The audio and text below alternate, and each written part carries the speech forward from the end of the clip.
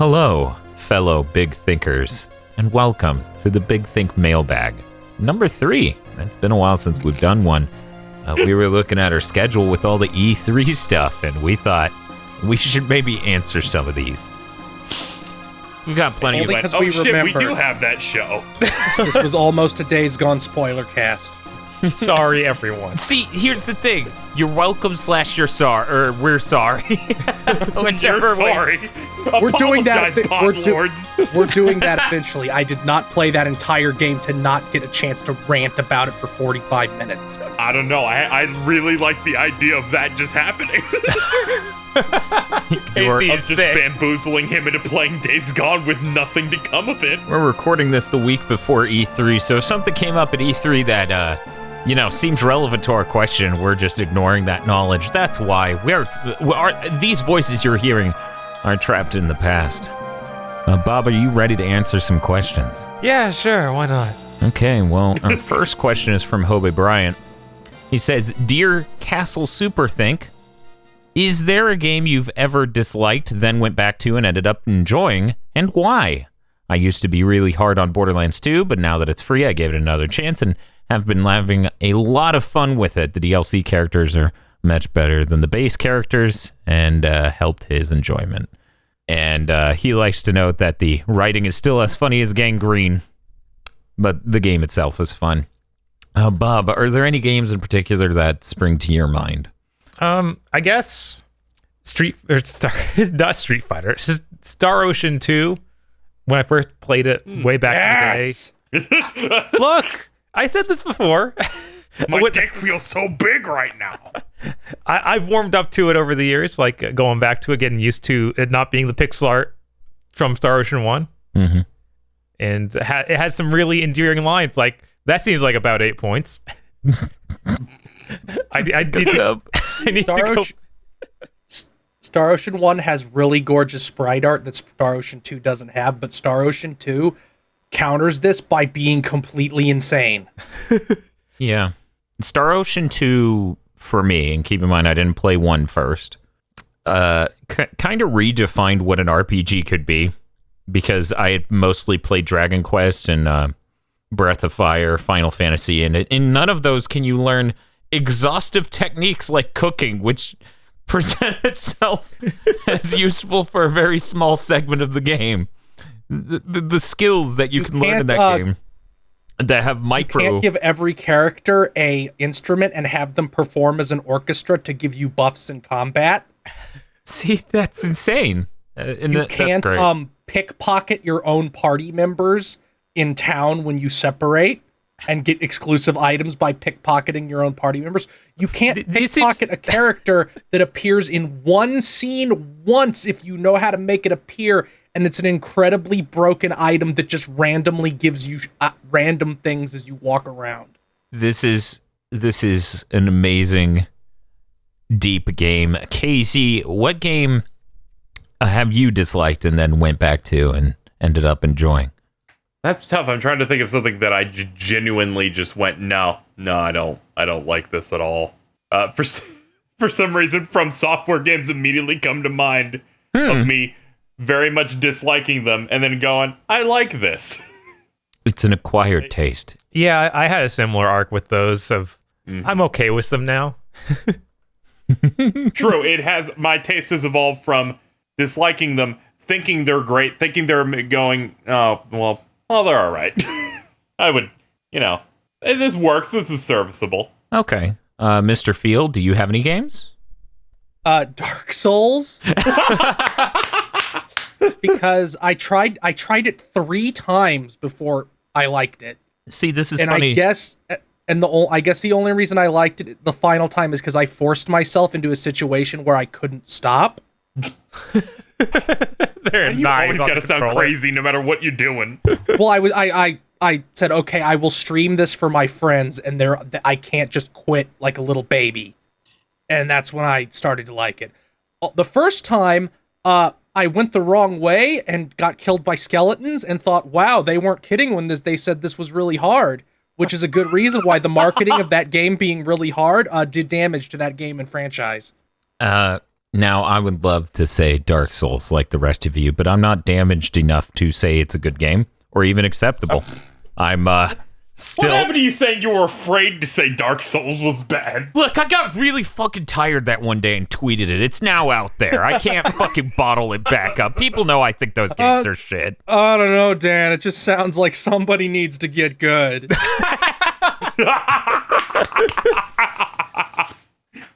But it's yeah, like I can't punch him in the nose through the internet. Thinking about games I disliked and went back and tried and ended up enjoying is actually a little hard. I mean, we do have a whole series giving games a chance where we do exactly that, and there have been a couple that I've come around on.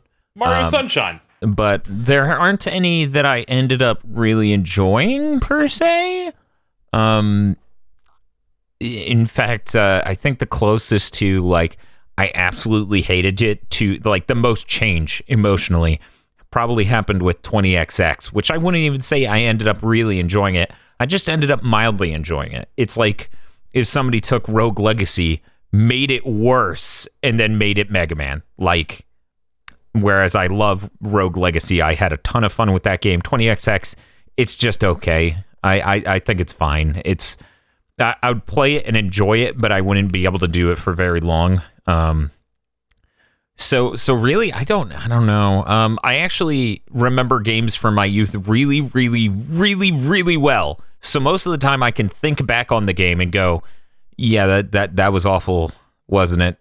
I just enjoyed it because of blank. Like Clay Fighters did not surprise me when I went back and played it and it was dog shit. Balls 3D?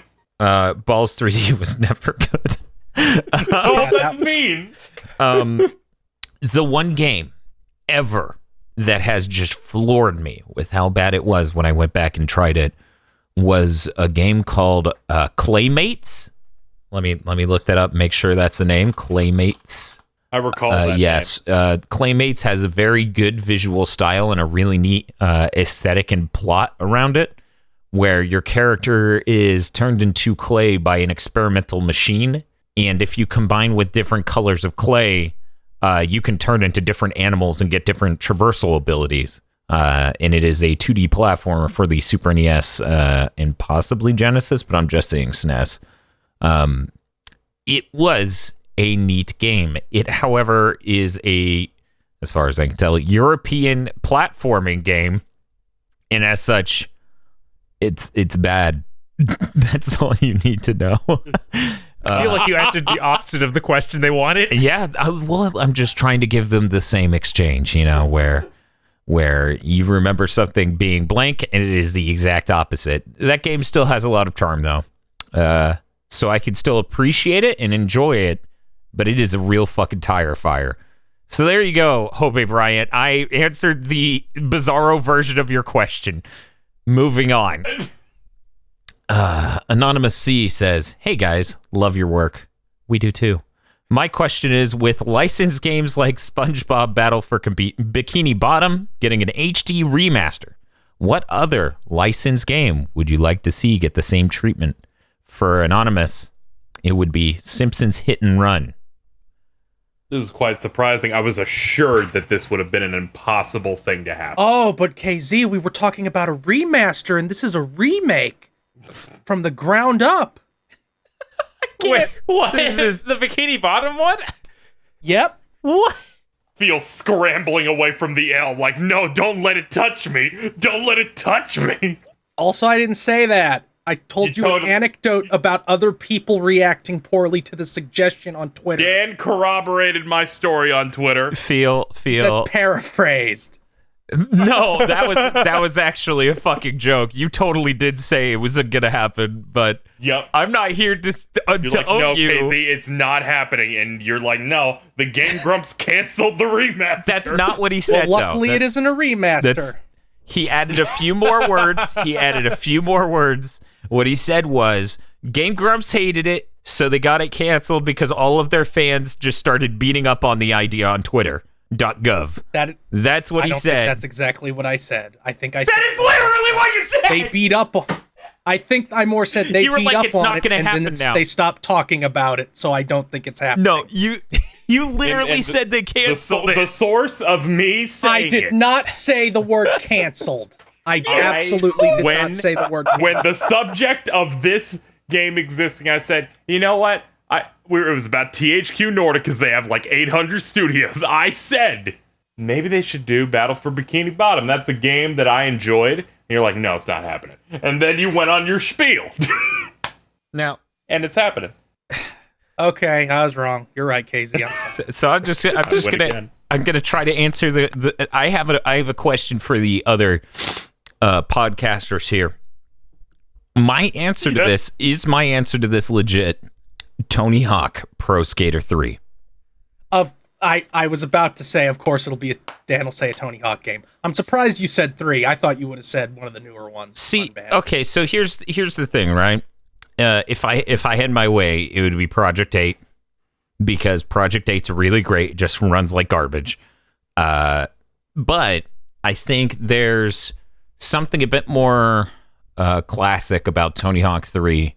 And Tony Hawk 4, the fucking game, Neversoft went off the goop with that one. They, like, literally, I've now watched videos where they're talking to the game designers and stuff on Tony Hawk, and they say Activision's #1 feedback after 4 was, don't make it that hard ever again.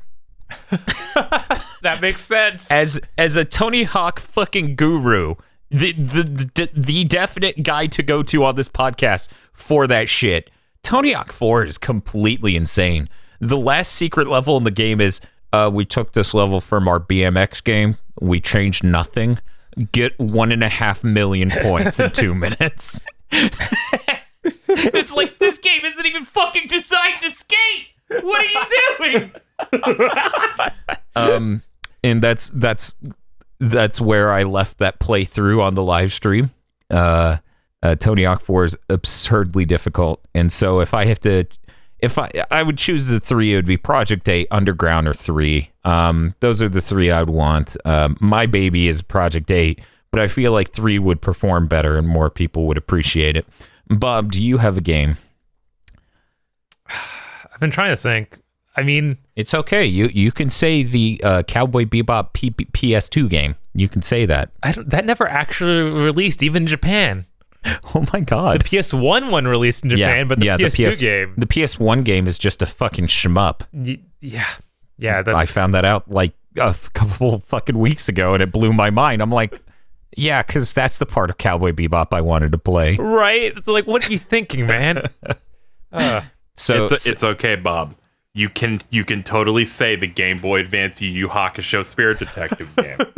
I wrote down Orphan.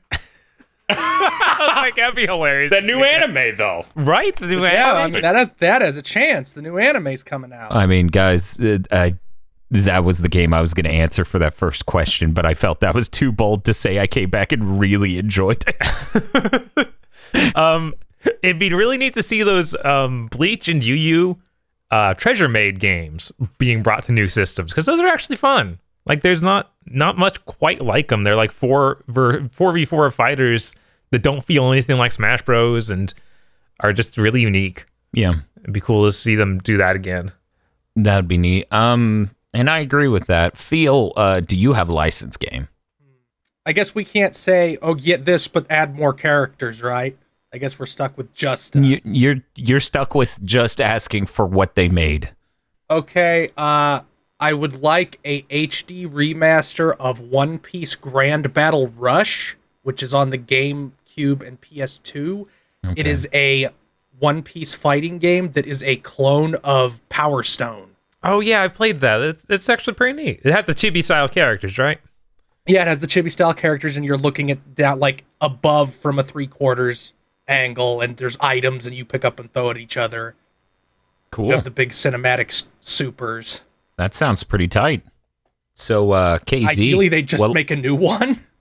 Right? Since that one's pretty old. Yeah. I think there's about 1 billion characters added since then. No, you just need Season 1 characters. Those are the only real One Piece characters, right? Oh my god. That's all 4% of the roster. KZ, what licensed game would you like back as an HD remaster? I've fallen into this hole of like looking up movie licensed video games. And now I'm just becoming a meme like, what if the Lawnmower Man for the Super Nintendo got a remaster? The weird thing is a lot of the ones that I would have said did get remasters. Yeah, that also. That's like I was going to say, the Chronicles of Riddick, but they did that a decade ago for 360. And they also did Ghostbusters getting remastered, so that's a good one. Okay, I have Rookie Ghostbuster Brad Shoemaker. I would say one of. Yeah, I love Brad. He's very good. I'm thinking the Star Wars Rogue Squadron games. Yeah, those I'd like to see those get remastered. The fact that there is a remaster in the form of the fourth one that is, they made for the Wii and is just locked in a box, hidden away from view. Mm-hmm. Yeah. Factor 5's the only game company I occasionally think of out of nowhere, and I get really fucking sad. Because I think the Rogue Squadron games were some of the best fucking video games. It was my first N64 game alongside Diddy Kong Racing. It was one of the launch GameCube titles I got, Rogue Squadron 2. I liked Rogue Squadron 2 a lot. I would play as the car because it was the most broken ship. It's a good car. You put in a code and you got the station wagon flying through space shooting homing missiles. I've never seen that. It takes over the B-Wing. Yeah, it was a Spaceballs tie-in, Bob. Finally, the crossover you were waiting for. Star Trek kind of has a lot of these because the Revenge of the Sith game on PS2 was actually also surprisingly good. You mean Star Wars? Oh yeah, Star Wars. The Star Wars, the Revenge of the Sith one. There was like a action game on PS2. Yeah. It was stunningly there's a decent bit of solid Star Wars games that would be great to see come back. I mean, that generation, there were a lot. Like you had Naboo Starfighter, Rebel Commando. There were a lot of Star Wars games. It was a good time. Like basically, once the PS3 generation started, that's when it started to be bad to be a Star Wars fan as a gamer. Because all the fucking games from Ravensoft were done. Yeah, with just Force Unleashed 1 and 2. And that's it. I hope you're happy. I hope you enjoy your slop, motherfucker. The new and improved Star Wars. Moving on to the next question. Mito asks, hello, Kino boys. Other than Mighty Number 9, have there ever been any Kickstarter projects you guys backed that you regret backing in hindsight? The closest I have to this open the list. Oh, no. Okay, well, I'll get mine out real quick while he prepares the scroll. There's a product called Joy Grip, which was a Kickstarter to make it so you could hold your Switch vertically, and the Joy-Cons would attach to the side of the Joy Grips, which would itself hold your Switch. It's a very cool idea, very neat for shmups. I don't use my Switch, so I have that, and I have the SNK game that supports it, that SNK collection. I haven't even gotten Ikaruga on that, but I don't know, man. It's really neat, but I never use it. Bob, is there anything you've kickstarted that you regret? No, not really. Actually, I've kickstarted very few things. It's been Bloodstained, Mighty Number 9, Shantae, and Hyper Light Drifter, and all those and a lot fine. of Skullgirls stuff. Like I think the first thing we both. I don't think they care. They do care. About the distinction. They ask about the brand. They want to know if I use Band-Aids. They don't want to know if I use adhesive strips. Medical strips. They're like, sorry, was that pudding Jello? Because if it wasn't, shut your fucking mouth. But yeah, no, I feel like I've been pretty good outside of Mighty Number 9. I've had good luck on Kickstarter and Indiegogo. Yeah, we've both had really, really good luck. Indivisible's looking great. Bloodstained's looking amazing. Like, both of them look amazing. Yeah. And Skullgirls was worth every cent. And Shantae was really good. That's the best Shantae game. Yeah, I agree. I wish I played more of it. KZ? I've only backed Bloodstained, so we're gonna see if I have 100% win rate or not. Like a few weeks. Okay, Mr. Feel. You have the floor. Well, let's just go up the list from the bottom. Homestuck, $255.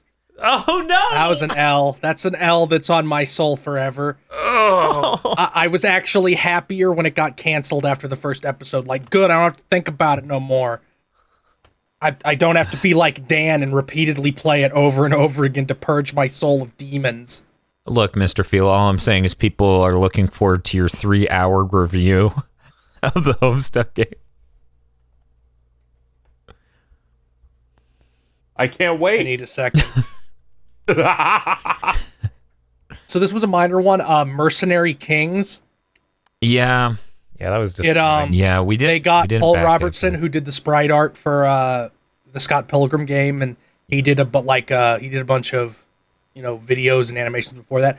I don't think anybody expected it to be Monster Hunter, nor did they want it not to really. be Monster Hunter. No, I didn't really want to grind in the way that game wanted me to. Yeah, and it seemed like the grind was It's like the worst of literally Monster Hunter. like this looks like Metal Slug, but you have to go through like a set of like areas which you go back and forth with through like doors in the background to find the boss and hunt it and get loot to upgrade your gun and knife. Yeah, it was rough. It was really bad.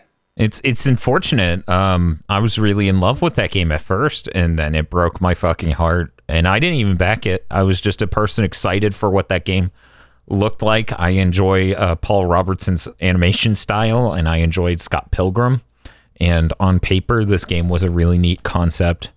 Yeah, it was a disappointment.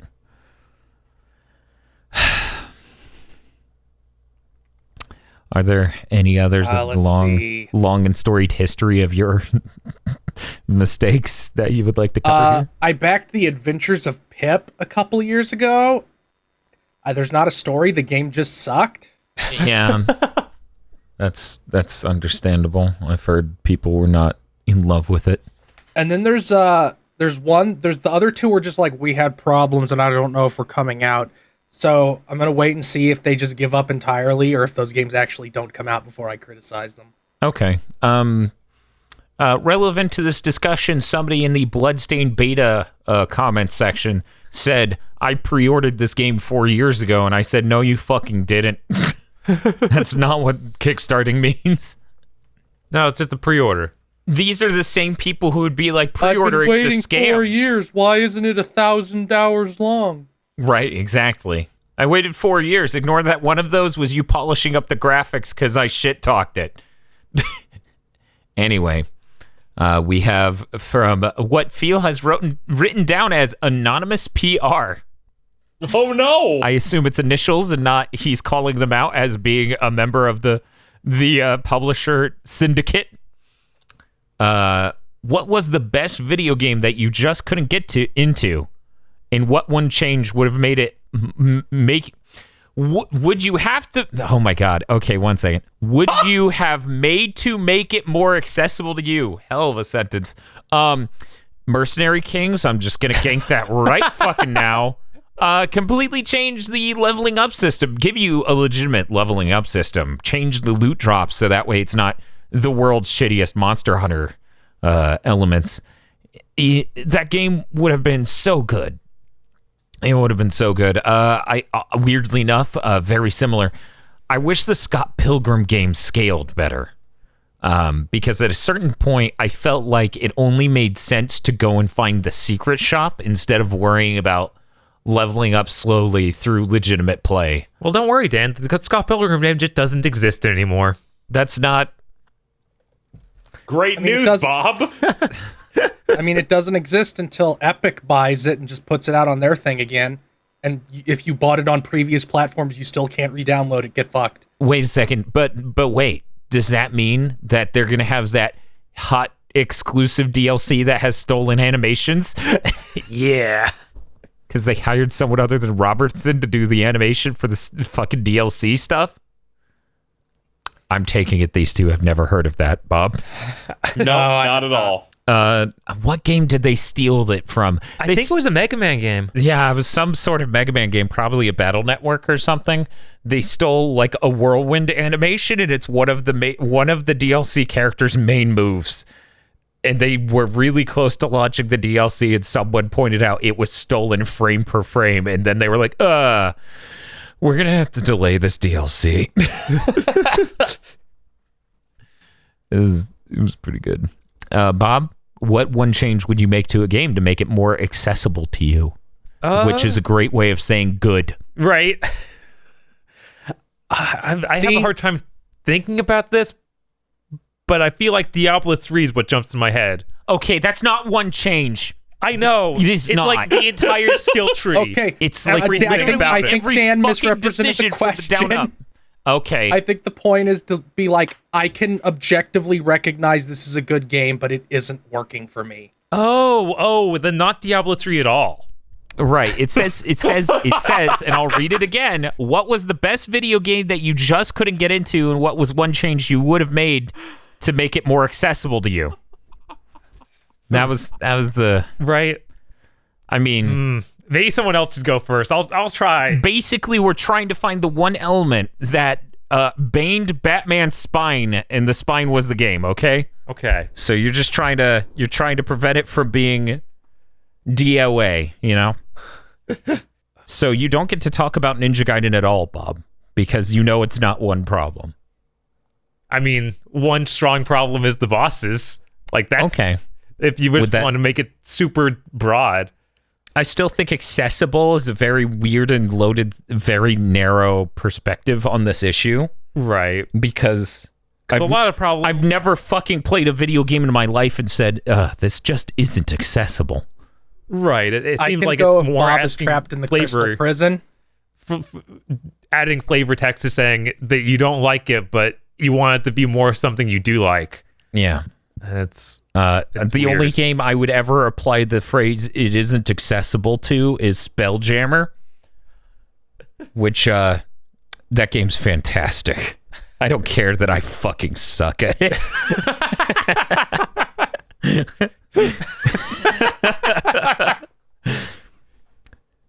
Yeah, sure. Go ahead, Phil. Literally, no one has no idea why we're cackling.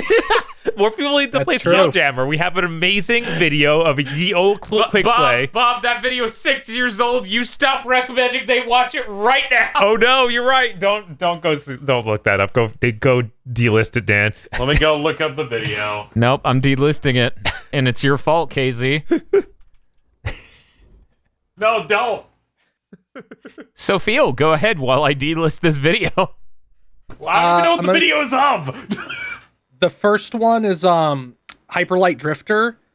Just please. Why do the combat rooms respawn? Oh, like you reverse an area and they're back. And they're back. Of course. Even if you leave the room and then immediately go back into it, it's back. Bob, our Spelljammer video hasn't been available on the internet in a while. It was a blip.tv exclusive. It's still on the hard drive. No. It's still on the hard drive. We could still watch it, but no one on the internet can. Good. Thank God. Can we watch it for cursed content? Spelljammer is fucking cursed. The other one, God damn it, I had another good one, but this discussion made me forget it. I gotta try and remember. Well, we're gonna delist this podcast in 4 years. Yeah. AZ, you go while I try to remember what my better one was other than Hyper Light Drifter. All right, I struggled to try and think of one, and the only game where I know it's good, but I don't care for it, is The Witcher 3, and the only change I could think is to make a setting that I care about. Oh, is that just not your thing? It needs to be. I just look at everything about it and go, I don't care. KZ's like, they all have British accents and bad teeth and everything's filthy. I can just go on vacation to the UK if I want that. Then the combat didn't really feel interesting in what little I played. That's really bad. I've become numb to just making fun of British people that it just blew past me. Yeah, no, I've noticed you two are criminals. I It's remember the mostly other him. one. Bravely Default, rip out those fucking time loops at the end. Yeah, it Just tries to be cut and that it really segment is out bad. entirely. Also, maybe put some of the content that is trapped in those time loops that isn't anywhere else in the game. Maybe put that in the actual fucking game instead of the Death March. Casey, What is that? that's Spelljammer. They populate the alien worlds by just taking pictures of people and poorly photoshopping them to have fewer colors, so that way their digitized art can. can work on DOS. Here's another great picture. They had to make an alien, so a bird. The MS painted a bird at a desk, and it doesn't fit the art style of like any of the people because the people are just pictures. Also, there's like some dude the Battletoads would fight on that wanted poster in the background. Yeah, you're not wrong. We need to do a series where we watch some of your old videos called like the Gigaboots Vault. That's one. Battletoads. Take out the. Who is that man and what's wrong with his hands?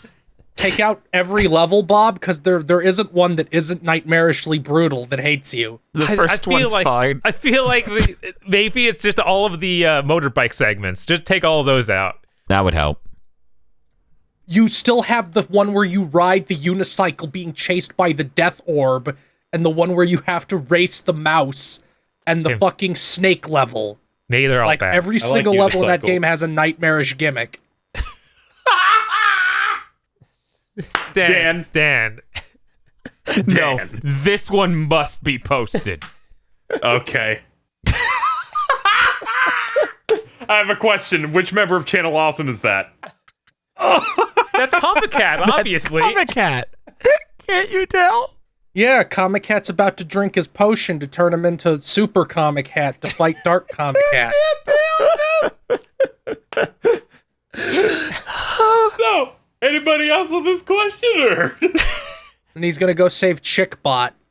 Oh no. Okay.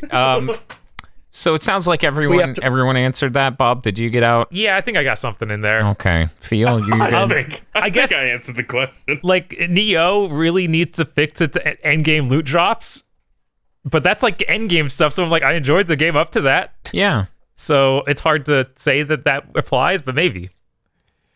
Okay, so we're going to go ahead and move on to the next question from Alexia.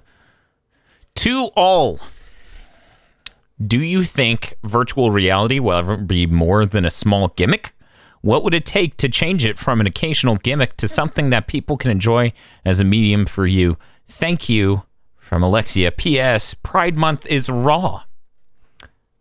It's quite raw. Very raw. I feel like the only problems with VR as a medium is that the cost of entry. It's kind of like it's not too dissimilar from the concept of Japanese gaming PCs from the 90s, where they had really cool games that looked amazing, but the things cost a shitload back then, so they didn't have a market share like the NES or the SNES. It is a really complicated thing, because as we go further along with virtual reality, the idea is that you would want to improve it. Like, obviously, I would want a PlayStation VR 2 to have a higher resolution screen, because that's really the main downside with the first model, is that it's a little blurry because it's not high res enough. But luckily, it doesn't have a screen dooring effect, because I think that looks really obnoxious and kind of ruins the immersiveness of it, just because it's like everything you look at, you're just looking at through, like the quote screen door. And that really is the problem. I don't think that you need to have as amazing of controllers as they're coming up with the high-end PC ones in order for the medium to work for people. I think most people, like Bob, correct me if I'm wrong, everyone we've handed that PlayStation VR to and let them try games on it really enjoyed it. Yeah, it's gone pretty well for people that we've tested it on. Yeah, and we tested it on basically everyone who's been on the channel except for maybe Dr. Aggro. So, even fake aggro enjoyed it. It's a great experience. It's just a cost of entry. You need a console and then you need it. If you're not doing that, then you need to be confident that your investment just on the headset, because, they are starting to come out with some where the power to run the games is built into the headset itself. Right. The Oculus Quest. Oculus Quest. Yeah. So what? Oculus Quest. What are they on a quest for? The quest for virtual reality. And your money. The real adventures of Oculus Quest. Is that like Johnny Quest only for video games? Yeah, that was a joke. Okay. But Johnny Quest, that new Johnny Quest, they went into VR all the time to defeat the evil villain who was a paraplegic and therefore liked being in VR. They had to own him. Yeah, they had to go into his dimension to own him. It's a lot like Twitter. You guys sure are saying words. But yeah, I think that's the main thing. Like, Bob, here's the problem with Oculus Quest, right? What's that? It's too weak. Well, I have to be sure that there's enough games on it that I would enjoy to invest in a headset that is the entire game platform. Right. I feel like that's the problem with a lot of VR. It's like or chicken and the egg problem of there aren't enough games on it for any of these headsets. I think PC's coming around, and I think PS4 is basically there. Like, there are a lot of games on PS4. We should maybe look into doing more stuff on that. Right. And I'm really glad that Sony stated that they're going to keep supporting this with the PS5 and continue down that path, because I think it's a very interesting way to take this. And I like that approach of they can add in support in games on their platform by incentivizing publishers or developers adding that functionality to their games by backing it with a little money. That's much better than the Oculus solution, which has been buy an exclusive from Insomniac Games. Now no one's playing it because it's not even just exclusive to PC. It's exclusive to Oculus on PC. Right. Yeah, and I really don't like that. And yeah, I think it's a good way to Trojan horse in more support for more games when the platform holder, in this case Sony, is making their own headset and incentivizing other people to add features. Did anyone else have any other comments to make on this? I feel like it's always going to be a smaller demographic, no matter what. Like, we'll go beyond it eventually, but I think that there's always going to be that factor of that will cause motion sickness in some people, like with a much higher percentage than in just regular video games, and that will be a problem going forward with it. VR stops being a niche thing is when you can touch something. I don't think that's necessary for VR to not be a niche thing. I think it, like, and here's the thing, my mother gets motion sick from N64 games. Right. I haven't, the problem has been not that people put the headset on and get motion sick from normal movement. It's that they get jarred because the game moves the camera. And their head's the camera. I haven't met anyone personally who like gets nauseous from using it too long. But I don't know. I've met a lot of people who are like, I just can't do this. Literally any game will just make me sick. So I can play for 10 minutes and I'm done. Did they buy it? Yes. Oh, that's unfortunate. Yeah. And that's kind of the place it is right now. Like I wish that. I mean, it's literally encasing your head and placing it in a different space and then tracking that motion of your head into that space. So no matter how good the screen is or everything else, your brain's going to know it's not real. And for some people, that's going to cause a reaction. Right. I don't know. I think they just need more time to make the technology better, make it easier to get into, make the price point go down. Yeah, I feel like it's eventually going to reach a point where it's much more popular. But right now it's a bit more difficult. I think another problem is space. I mean, for us, it's like, you know, you could set it in your living room and be fine, or some kid could set it up in their room. But like, that's a different type of VR, like, you know, from the Vive stuff, where you have towers set up around you and you're supposed to move your entire body. Right. You know, that's a different type of VR, which is why in my preference, I kind of do prefer, you know, the more PlayStation VR style one, where it may have some, you know, 3D movement and other stuff, but it doesn't expect you to be able to clear, you know, 18 feet by 18 feet or whatever it is. I think that the stuff like Oculus Quest is a good step, because a lot of people, like, they just hate the wire, like it being wired to things all over the room. Well, not all over the room, but in one place away from your head. It's just a big gap for some people. Yeah, and for me, I fucking hate that we have our PS4 and all these cables that hook into that box and then into the TV. But we do a lot of like video, so it gets annoying. Right. But yeah. I think it'll become more mainstream once you can upload your brain into the internet. You're right, Casey.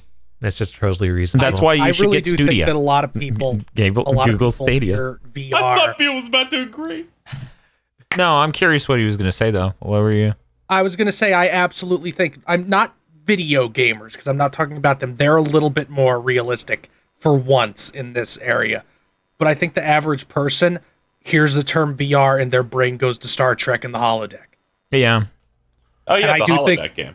I do think they're going to be like, I don't want to put a thing on my head and swing little controllers around. Yeah. At least not until they try it.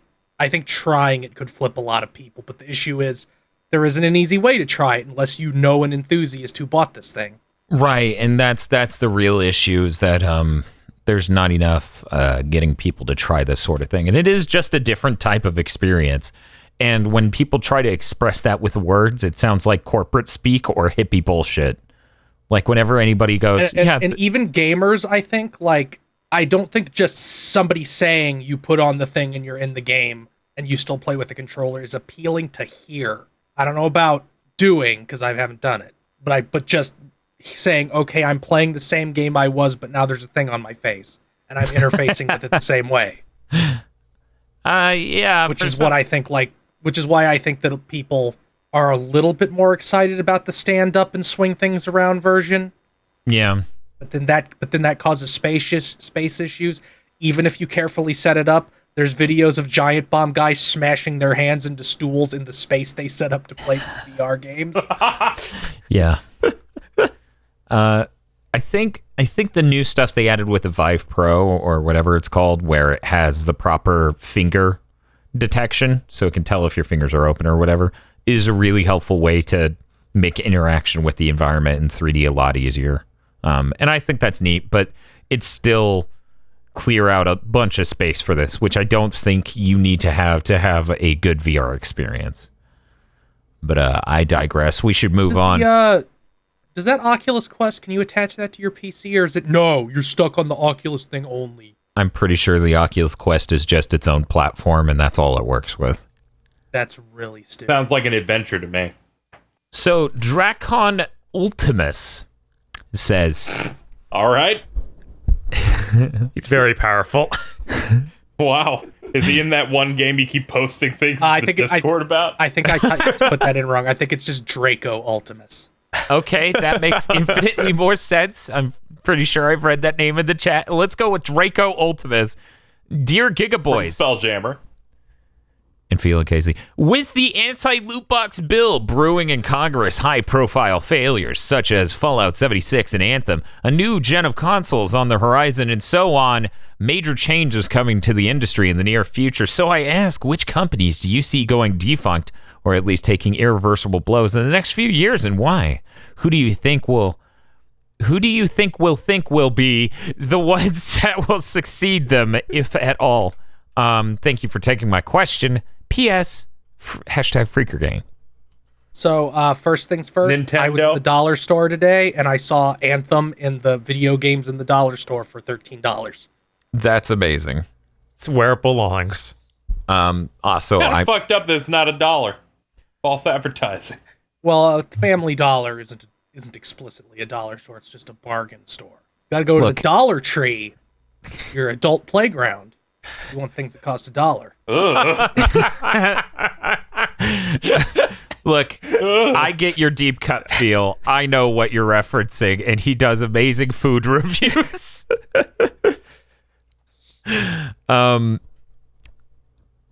I don't think most companies outside of EA have a lot to worry about, but I think EA definitely has a lot to worry about. Every single game EA is making now, there isn't a single fucking thing they're making that isn't top to bottom covered in these loot boxes. This self-question is an EA punching bag here, honestly. Like, there's... Like, their last UFC game, you have to gacha roll for moves to put on your characters. Excuse me. What? Holy shit. What? That's bad. And people went ape shit like, the moves that are really rare are just better. Of course they are. Why wouldn't they be? The same move, it just does more damage. But yeah, I do think we're going to see a lot of small companies, a lot of small studios getting crushed if they're owned by a bigger one, because it's like, you didn't make us enough money and we're reorganizing ourselves, we're streamlining our, organization chart for next gen, so bye. We've already seen that a little bit. We've already seen a couple studios just get totally gutted. And I think we're going to see more of it. If BioWare still exists when the PS5 and that comes out, I'll be surprised. Of course they will. Dragon Age 4. Mm-hmm. They don't have to exist for Dragon Age 4 to come out, KZ. They can fire every single person from that company but 2 writers and be like, we kept the writers. DICE is making it now. DICE now. Bro, BioWare. is that the part East. where it becomes Dark Souls? I really like to think in broader terms, like publishers versus thinking smaller developers, because developers, there are too many to account for, and anything can happen at any moment and take down a developer. Microsoft might shut down all those studios they bought last year. That might be the E3 announcements this year. We don't know. We don't know. We're in the past still. No, they're going to make all those studios will make 90 Metacritics. They lower the car down 90 onto websites. Tamim. Tamim is just tied to the stage on a big X. They lower the car down onto him.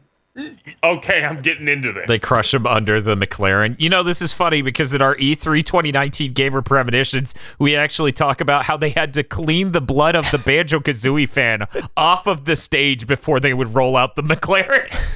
I forgot about that vicious thing Phil had said. And also Bob's horrible ingredients related. Yes. Oh God. Okay.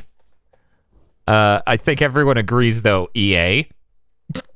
Warner Brother Games is also doing a lot of this stuff, but I feel like they have a much more room to pivot and fix things. I feel like most of these companies, like even Blizzard, hasn't done. I guarantee that in Blizzard there is a big switch, a giant fucking lever on the wall, and when that bill passes, they can pull it and it changes every loot box to buying cosmetics. At Blizzard? Yeah, Blizzard. Blizzard I'm trying to think of what games they have with loot boxes that aren't cosmetics. Well, yeah, that's what I'm saying. Individual most purchases. Companies will be fine because they can just flip and change it into just selling cosmetics. EA is the one where it's like you have to roll for your team members with higher stats in Madden Ultimate Team. There's also 2K. Their NBA games have getting worse and worse about this every single year. But they own Blizzard, or not Blizzard, Rockstar. Yeah. So they're probably fine. They're absolutely fine. The only thing that this could do is maybe make these games not terrible. Because I hear nothing but everybody hates the NBA 2K now. Yeah. Like they buy it out of obligation to their friends. I don't think any of these companies are going to fall apart from this. EA? They're just gonna EA I don't even think that. I think they'll just pivot off of that. I think EA They'll take a hit, but I don't see them closing up because I could see a run happening on EA's stock and everybody just fucking sells. I mean, yeah, that's the thing. Yeah, the downside's massive. When they were talking to the governor or senator or whoever was trying to push this bill, they were like, don't you think they're going to have trouble monetizing? And he's like, I'm confident that these companies will find a new way to make their bottom line work out. And I just sat there and I was like, oh man, I bet EA wishes every stockholder was as confident as you. Yeah. Oh, man, that's, yeah. I don't know. I don't see EA doing well. I see most of the others being okay. Yeah, even the shitty ones will be fine because it's like their shittiness is limited to things that aren't psychotic the way EA's are. I will agree that EA is the one with the least amount of other video games that aren't loot box nightmares. Because right. EA has one game and it's that Star Wars game. I do not regret the use of my term psychotic. Rolling for your UFC moves is psychotic. A sociopath came up with that system. Sometimes they throw a bucket of fish heads into his room and then he spews out ideas for monetization. I think that's a little mean. I mean, it is. That's not even debatable, but it might be justified. I mean, they were pretty mean. I don't know. They selling UFC moves like that. Yeah, no. That's capitalism, baby. I love how KZ's a corporate shill for the last month because E3's approaching as a bit, but it just comes off as genuine. Yeah, I don't have a movie suit voice. I could try. No, that's fine. So we're going to move on. Podlord. Yeah, I don't got anything. Podlord Escobar says, "Hey gang, as much as I enjoy you getting excited about things you like, I think some of my favorite segments have been when you're either bitter about or mocking some smooth-brained decision. My question, it seems recently that a lot of developers and platforms fundamentally misunderstand what it is their user base wants. Google Stadia. Do you have any insight What are you talking about? to share or any stories of, quote, miss the mark moments that stand out to you?" Let me think about this. The funny... No, like, that's implying they had a plan. Like, that thing just barely I'm shipped. just saying, BioWare understands what their fans like. It's not hard to figure out what their fans like. So they made a game with none of those things at all, literally zero. Yeah, but they were like, we're gonna do a brand new epic scale outer space thing. It's gonna be amazing and new, and then they could never come up with a solid plan for what it was. Nobody's kissing, so we don't care. I still think it's unfair to say Anthem because that game didn't exist. Basically, they shipped a non-existent game. The real Anthem's coming out next year. No More Heroes. Travis Strikes Back is another one that I just think of like, this doesn't seem like what anybody wanted. I mean, the weird thing is it seems like it should be something for me, but even I looked at it and was like, and I've basically bought every Housemarque game, you know? Like, arcadey style things should be my thing, but no, for some reason that just, I'm like, why would I want this? It doesn't even look like solid is the problem. Yeah. I've got it. I've got the one that I feel like Dan would have thought of. Okay. Dissidia Final Fantasy NT comes to mind. Oh, God, yes. Yeah. Every single thing. Yeah. What if they just made Dissidia Duodecim again, added some more characters, and made it look good? Oh, great. What we'll do is make it a 3-on-3 fighting game and push esports. Gundam Versus is don't like story mode. I love esports games where the spectator mode is fucking abysmal. All right, Dissidia NT was really good. Okay, it took them, I think, a month to patch in a move list into the game, so you could see like what your moves do and what buttons they are. You had to look at them on the website. I think Dissidia NT probably is it. That's probably the A-lister, the poster child for this. But what this question made me think about is the whole Destiny situation at launch. Yeah, I was thinking about Destiny as well. And that was my first choice, was like stuff they did in 2 that they've since pivoted off of. Well, not only that, original Destiny, where like people wanted this epic outer space plot that they advertised, and then they ripped all of that out to have nothing. That wizard came from the moon. They didn't even have that by the end of it.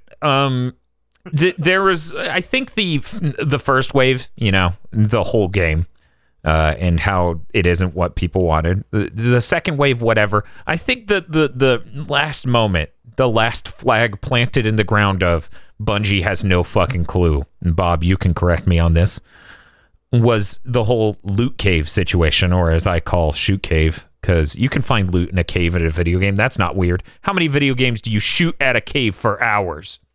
You don't even go in it. But that moment where the guy was like, "You're all playing it wrong. You're stupid. We didn't design our game wrong. This is stupid that you guys are doing this. It's not even optimal."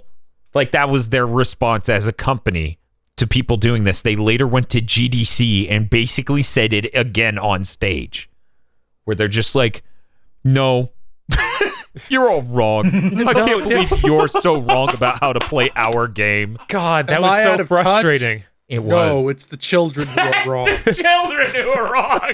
It's the gamers. It's like, no, we were looking for any way to get a shred of like guaranteeable progress. Guaranteeable progress is one of the most important things you can offer to a player. If you do not offer them guaranteeable progress, Harmony of Despair, you will make them lose their mind. Yeah, I'd rather zone out and shoot a cave for an hour. See, I'm just envious because I didn't get to smoke weed like everyone else shooting the cave. I had to be sober and enjoy shooting the cave. Oh. Did anyone else have anything to say before we move on? XCOM the Bureau was like the absolute biggest thing. Yeah. Yeah, no, oh my fucking God. Me and my brother were huge XCOM fans. We owned. I'm so sorry. Yeah, we owned From Beneath the Deep, or whatever the third one was called, growing up. When they announced that, both me and him looked at each other like, what the fuck are they? Who is this for? Why are they doing this? What are you doing? And then they made the next one, and it was great, and my brother was thrilled, and he bought that and the sequel. You know, the ones that were traditional XCOM games. Yeah, no, they really missed the point on that, Bob. Anyone making a MOBA over the last couple of years, the last, 8 years probably. Another one! They don't. They want League of Legends or they want Dota 2. They don't want anything else. They don't want your game. They just don't. I mean, you were talking about that.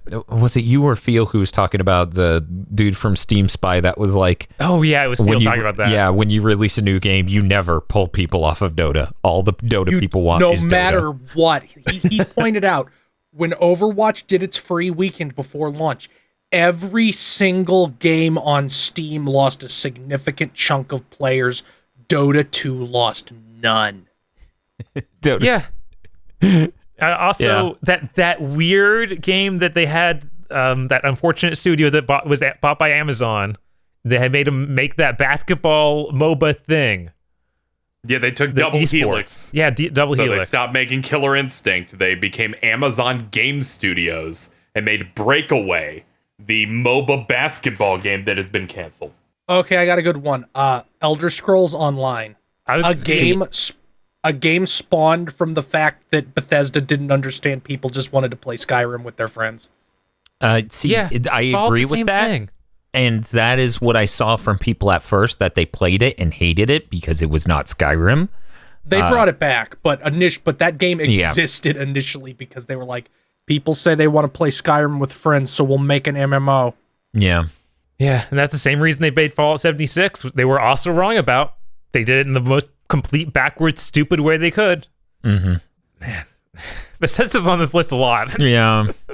If we went back to before the Switch's first E3, back when there were no Metroid games, Federation Force sure looked like a biggie. Federation Force is fucking unfathomable.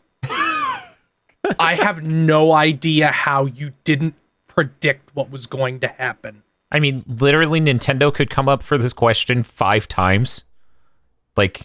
Yeah. They every new Paper Mario game. Super Mario Maker 2 not having online multiplayer because it'll ruin the fucking leaderboard. That's fucking weird. What the shit? I feel like one of the biggest Super Mario ones... Party online mini games only. Mini games only, no board game. Sleeping Dogs Triad Wars. Oh man, that literally who? I got whiplash from that. Yeah, wow. Diablo Mobile being their major announcement for a con. Their BlizzCon big announcement was Diablo Mobile. Are you insane?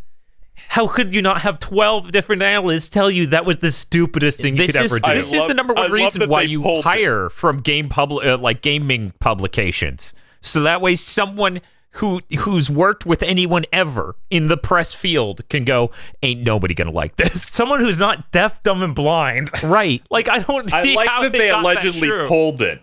Mm-hmm. They had pulled the Diablo 4 announcement going, nah, they won't care because it's only a brief announcement with maybe a logo at best. But that doesn't even matter. You can pull that and it's fine. Just don't end your fucking conference with the mobile game. Yeah, pull the mobile game. Go pull that. That's how it has to work. End it with anything else. even Nintendo was like last year when they did last year's investor meeting, like the one that just happened recently. After they showed Pokemon Let's Go, they said, and a traditional Pokemon game will still be coming. Yeah. Right. Even they know better than that. Look at what Bethesda did when Fallout 4 was coming out. They're like, here's our mobile game, sandwiched between a big Fallout 4 blowout. Nobody can. You can make all the stupid little goofy spin-offs you want as long as people know the real thing exists still. That's like the FF7 announcement back in 2015, where they had World of Final Fantasy, a game that a lot less people actually give a shit about. But then they did, 7 Remake right after that. Sometimes you need like a buffer announcement to make it feel better. Last one before we move on. Sony and the Vita? That's brutal. It's like they didn't their big mistake with the Vita was like, here's a 3G Vita. And even back then I was like, what the fuck is wrong with you? Why would anybody want 3G on the fucking Vita, you moron? Yeah, no, I mean... Didn't they announce like they were partnering with a cell company and then people just booed them? Well, yes, they announced they were partnering with AT&T exclusively for the 3G Vita, which, oh man, and it costs $50 more, oh man. And also, hey guys, if you don't understand how the Vita could possibly be them not understanding the marketplace or their users, let me say one word. Near. Bob, do you remember PlayStation Vita's Near functionality? Man. How it was a nightmarish, almost procedurally generated, machine language interpreted version of Street Pass. Yeah, that thing, I don't think it's real in any extent. Like, it was a button on my screen. I don't even know what the fuck you're talking about. Yeah, the PlayStation Vita has a really fucking broken nightmare version of fucking the Street Pass functionality, wherein it uses your GPS location and logs people near you, and are they playing it? Here's their username. You want to friend them, and it's just insane. It's a pile of insanity. I wonder if those servers are still up. There's no way. No, they had discontinued Near in 2017. Ah, geez. No one made a comprehensive video about it, I bet. That's unfortunate. But, yeah, we got to move on. So, Third Energy writes in and says, hey there, top-heavy craniums. What are your biggest gaming conspiracies? Something about anything related to video games that you can't prove definitely, but you just got that feeling in your gut that it might be true. Thanks for all the hours of raw entertainment. I don't understand why they're asking this. We have Feel on for every podcast. Feel. Yeah. Pull out the list. Okay, number 1, Lightning Returns was a Valkyrie profile game. Oh, yeah. Yeah. It was definitely a different game. It was definitely a different game, and I have no reason to believe it wasn't a Valkyrie profile game. Right. It could have been. Here's a big one that I'll never get a chance to talk about ever again. It will it'll never come up. Do it, Feel. Nintendo always was going to make Doki Doki Panic into another game for the US market. Huh. Okay. I mean, that's that game was big and expensive and had all their best creators on it. It did have all their best creators, yeah. It is a good game. Yeah, it's way better. I think it might have been planned to be a Mario game from the start because it resembles Mario more than any other game that they had made at that point. And also, Super Mario USA, the Japanese version of, what we got as 2, came out almost 5 years to the day after Doki Doki Panic, which says to me that some licenses ran out. I mean, that seems likely. Doki Doki Panic is a really good game, and it was wasted on that fucking one-time event, and I think Nintendo knows that. I'd say Super Mario Brothers 2 is better than 3. I can get why there's some really enjoyable stuff in 2, but it's a bold take, and I'm not sure I'm ready to say that. I just, last year or the year before, became comfortable with saying Super Mario 3 is better than World. Hey, Bob, I'm going to say something, and we can all just think about it and maybe not say how it makes us feel. We'll let people do that in the comments, but I just want you to hear this. What if Super Mario World is to Super Mario 3 what Sunshine is to Mario 64? Oh, that's heavy stuff, man. So they made a better game. I will IP ban you. But you IP banned me from what? The podcast? Everything. I have no son. Of course you don't. Do you think you have time to raise a son? No, I know I don't have time to raise a son. Anyways, so Super Mario 3, much like Mario 64, has all these different aesthetics and mechanics across all these worlds, right? Yeah. You know, it's really incredible. And then you go to World, and the variety of gameplay and interesting, distinct mechanics differentiated by worlds minimizes a lot. You know, you see a lot of the same environments throughout the whole game. But you get autumn mode where everything's ugly. You can beat all those groovy and tubular levels in order to turn everything into an ugly brown. I mean, the pumpkins are cool. I wish I could get the pumpkins and not get the brown, you know? Right. Yeah. Get the anything. But I'm just throwing this out there for other people to think about. I don't know if it's true. I'm just thinking about it myself. I can kind of see where you're coming from. That's heavy. I'm gonna say the conspiracy that me and Dan have been saying forever now. Inti Creates definitely made Mega Man X6. Yeah, Inti Creates. They fucking made X5 and X6. God damn! How many of the same fucking glitches do you need to show up in both? How many of the same terrible writing do you need to show up in both Mighty Number 9 and X6? I don't understand. What more do you fucking people need? Let's beat the nightmare. Before you could just be like, yeah, that's definitely Inti Creates. Like, it's the most Inti Creates ass X game out of all of the games in the X series. It's just blatantly Inti. But yeah, no, that Bob called it. Yeah. Oh God, that's probably our number one. Okay. Whatever they had made of Mega Man Legends 3 was turned into EX Troopers. Oh yeah, no, that's pretty well known. It's on PS3 and 3DS. Kind of confirmation. Yeah, we're never gonna get that confirmation, but it's fucking apparent when one game disappears and the other appears and moves and operates in very similar ways with a vaguely similar style. Ugh. It's so sad. It's infuriating, is what it is. And then they never even localized that fucking game. KZ, do you have any crackpot theories? No, not actually. Okay. I did do my thing where I foreshadowed us recording this podcast on Twitter by posting this spell jammer picture of Comic Hat. Nice. How does Aggro know off just a half? I only made half a screenshot and he went, was Linkara in Starjammer?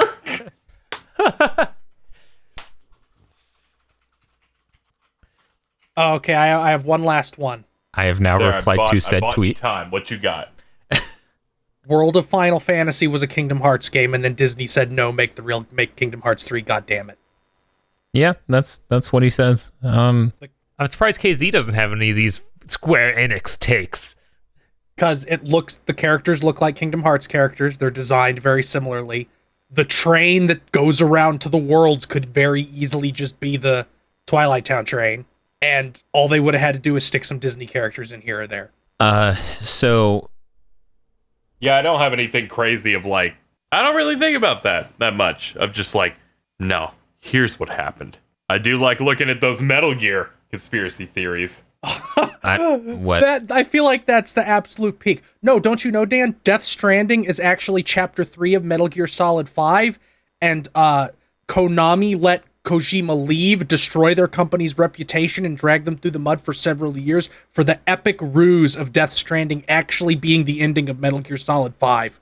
Yeah, that's the only time I can ever recall Metal Gear Solid conspiracy theories going off the goop, because the rest of the time it's been like, that game's clearly Metal Gear Solid 5, and people were like, what? No.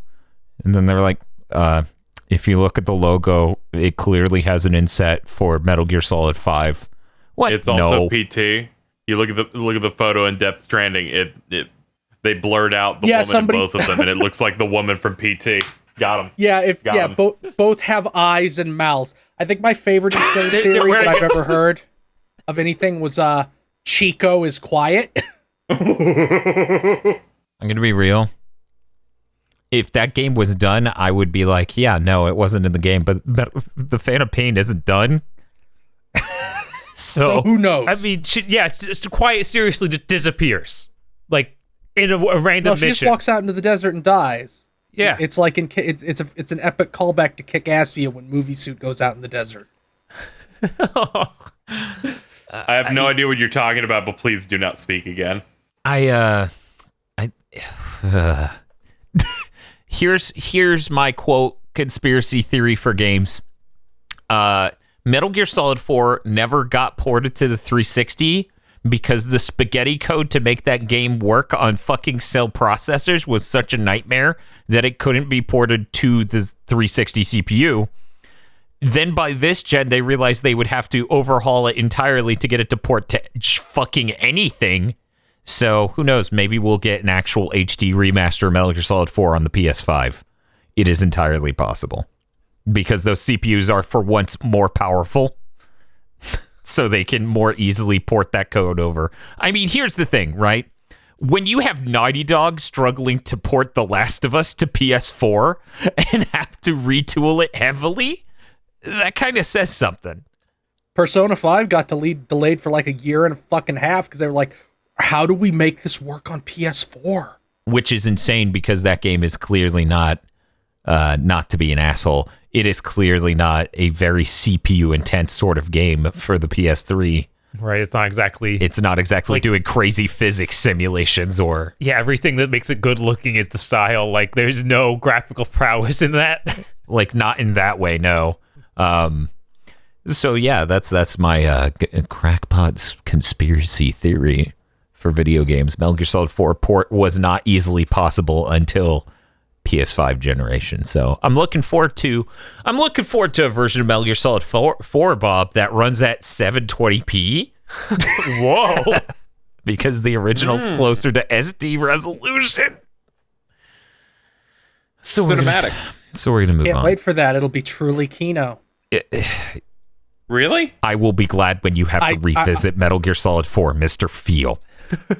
I'll revisit Metal Gear Solid 4. And I will be thrilled that you have to do that. Moving on, our Electro I remember this. has a question here. It's cool that the mailbag is back from the dead. My question is, don't take it for granted. My question is that do you think we should more... Wait, one moment.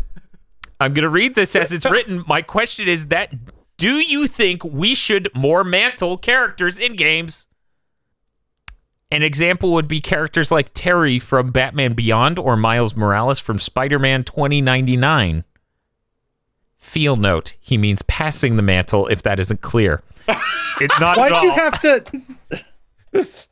Because I literally we have field notes now.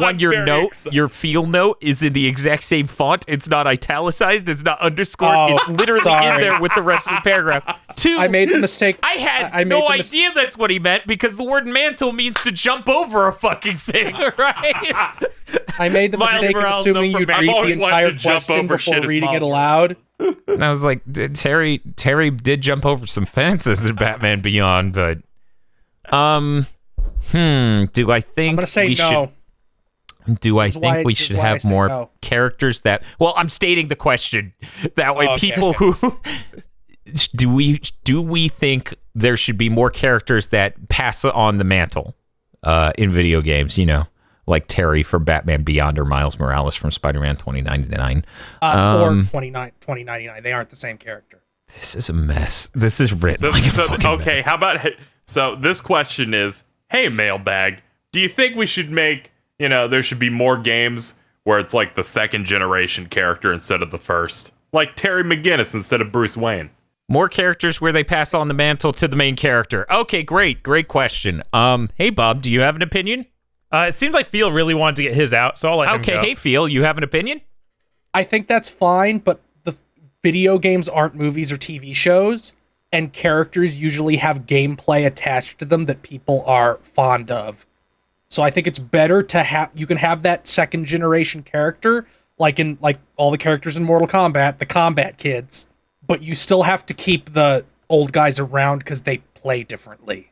Making a new character just to have them play identically is really boring. I have the best answer.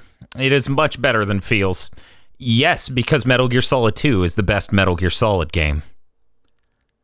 Man, your brain is looking really big. So huge. I don't know. Is that the good one? Yeah, Metal Gear Solid 2 is the good one. I mean, Is that the one where they kiss? You need to stop saying that. You sound like an 8-year-old. But Dan, I counter this by saying I don't think that counts because the explicit point of Metal Gear Solid 2 is that Raiden isn't Snake and shouldn't try to be anything like him. Is that the point of Metal Gear Solid 2, or is the point of Metal Gear Solid 2... Is that when they kiss? Is the point of Metal Gear Solid 2 about how memes work and how anyone could be inserted into any situation and giving the right context and everything else can act as someone else would? And thus, it is exactly the equivalent of that. Raiden explicitly fails the entire time he's trying to be like Snake. I don't know about that. And then he picks up that sword and is like, I'm not going to be Solid Snake anymore. And then he starts to succeed a little bit more. Then he fights the president of the United States with his katana. What? The entire thing went as planned, Mr. Feel. Everything went according to Keikaku, and they made a super soldier out of Raiden thanks to the simulations being fulfilled in reality. I blacked out at the president. What? Yeah, the final boss. Don't worry about that, KZ. We're talking in the United States. The grown-ups are talking. KZ, pipe down. Bob, do you have an opinion on Metal Gear Solid 2? Does Raiden kiss the president? No, the president, the current president grabs his dick, though. Yeah, that's true. I mean, like usual. It's typical I president can't wait greeting. for those Metal Gears. You know, when you're the president, they let you get away with things like that in the Metal Gear Solid universe. Yes. Oh no. I mean, they get away with it in the real world too. Thanks, Kojima. Why didn't you stop Oh God, why is Kojima so pathetic? Yeah, Metal Gear Solid 2 is the most like seeing the future you can in a video game. Yeah.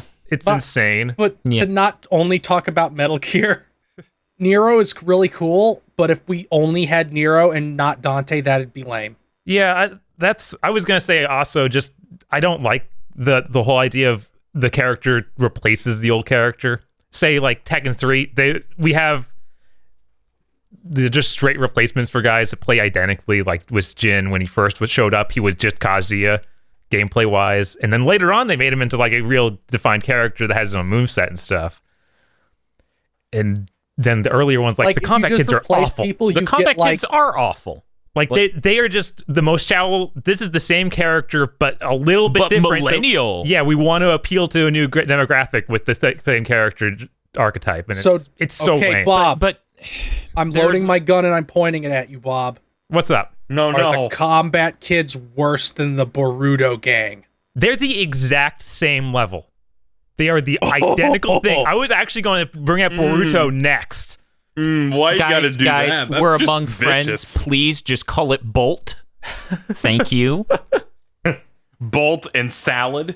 But yeah, every time I see the picture of the Boruto gang, because I've watched like 2 episodes of that show, but I still, follow Crunchyroll on Twitter. They tweet out pictures of Boruto. I'm just like, yep, that's the same guys. Those are the combat kids. It's just a bunch of the same character, but lame now.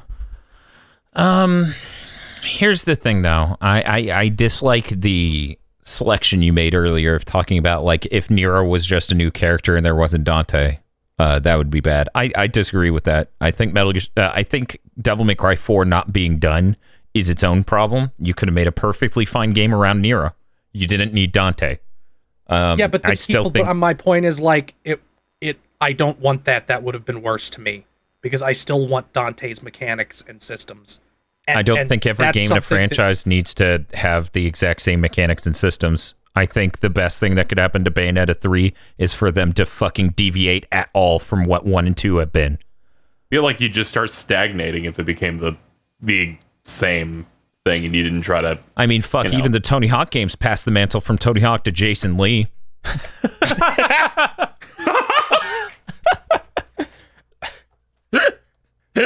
are you gonna do this? Because it's true. But yeah, I mean, that's the thing. There's a world of difference between Devil May Cry 4, where it has a well-designed reason to have a new hero in the same boots with new abilities and a very different style of gameplay, and fucking Soul Calibur 5. That fucking game I thought you were going to talk about those kids. Or Street Fighter, the first version of Street Fighter 3. Also, here's the thing. None of these are really like the combat kits are that. I don't feel like it's weird to be like Devil May Cry 4 if it didn't have Dante was about passing on the mantle. It wasn't about like... Yeah, I mean, I'm like, in theory, like if Dante had been like, here's the Yamato kid, you did a good job, and then in Devil May Cry 5, Dante is just nowhere. I feel like 4 could have been that. Like, if 4 was just fully fleshed out Nero and it was him passing on every Earth things, that would have been a better game if they finished Nero instead of having half of Nero and then a just garbage Dante. Right, that's what I'm saying. Like, I prefer Devil May Cry 4 being that a billion times over than ham-fistedly shoving in Dante. And not just because he revisits the same levels. I don't think he adds enough to that game to be worth putting in at all. I feel like they should have spent more time making the game. And like, that's the thing. Like, I think the idea of Dante passing on the mantle is just lame in general. Dante's not the sort of character that does that, so I don't think it's a good analogy. I think the combat kids are fucking stupid, and I don't think that's to be blamed. I don't think that falls at the hands of the trope of passing on the mantle, you know? Like, you can pass on the mantle and it feels great, like Terry McGinnis and Bruce Wayne, or you can be an idiot and have a cast of kids. Like, yeah, I mean, that's terrible. It's just done wrong so many times, because that's the typical way we see it done, like Soul Calibur 5 and Mortal Kombat I don't even know if Soul Calibur 5 has the passing on the mantle energy. I don't remember characters from the prior one showing up early enough. Really want to sell you on the two kids of Sophitia. Yeah. Like, and they are taking up her mantle of protecting the world from the soul edge. Should have written that into it. They tried. I also feel really like bad at it. Fighting games is especially a case where you can't do this. Oh yeah, no. Fighting games just don't. Fighting games are a really weird situation. Fighting games are the game where it's like, did you remove or swap out my character for another character? Because I know where you live. Remember when Street Fighter 3 first started coming out? I feel like there was something somebody told me once where it's like, there are mutants out there who don't like who don't like fighting games. They like characters in fighting games. And if that character isn't in the new one, they just won't buy it. They just won't buy it and will not even look at it. And then when that character gets added 3 DLC seasons down the line, then they'll buy the game. I mean, yeah. I can understand that there's a gameplay loop that you can just be so into enjoying that if you don't get to do that, you know, you have no reason to play the new one. Like, imagine you only played one character in Overwatch. Sure, you just admitted to being subhuman scum who should never step into competitive, but you may enjoy only playing as one character in Overwatch. So when Overwatch 2 is announced, or is not announced, but in fact it comes to realization because of this theoretical situation I'm now proposing, you wouldn't enjoy playing it if it didn't have your one character, you fucking baby. Yeah, Bastion. Oh my god, if that one character was Bastion. Is KZ outing himself on air?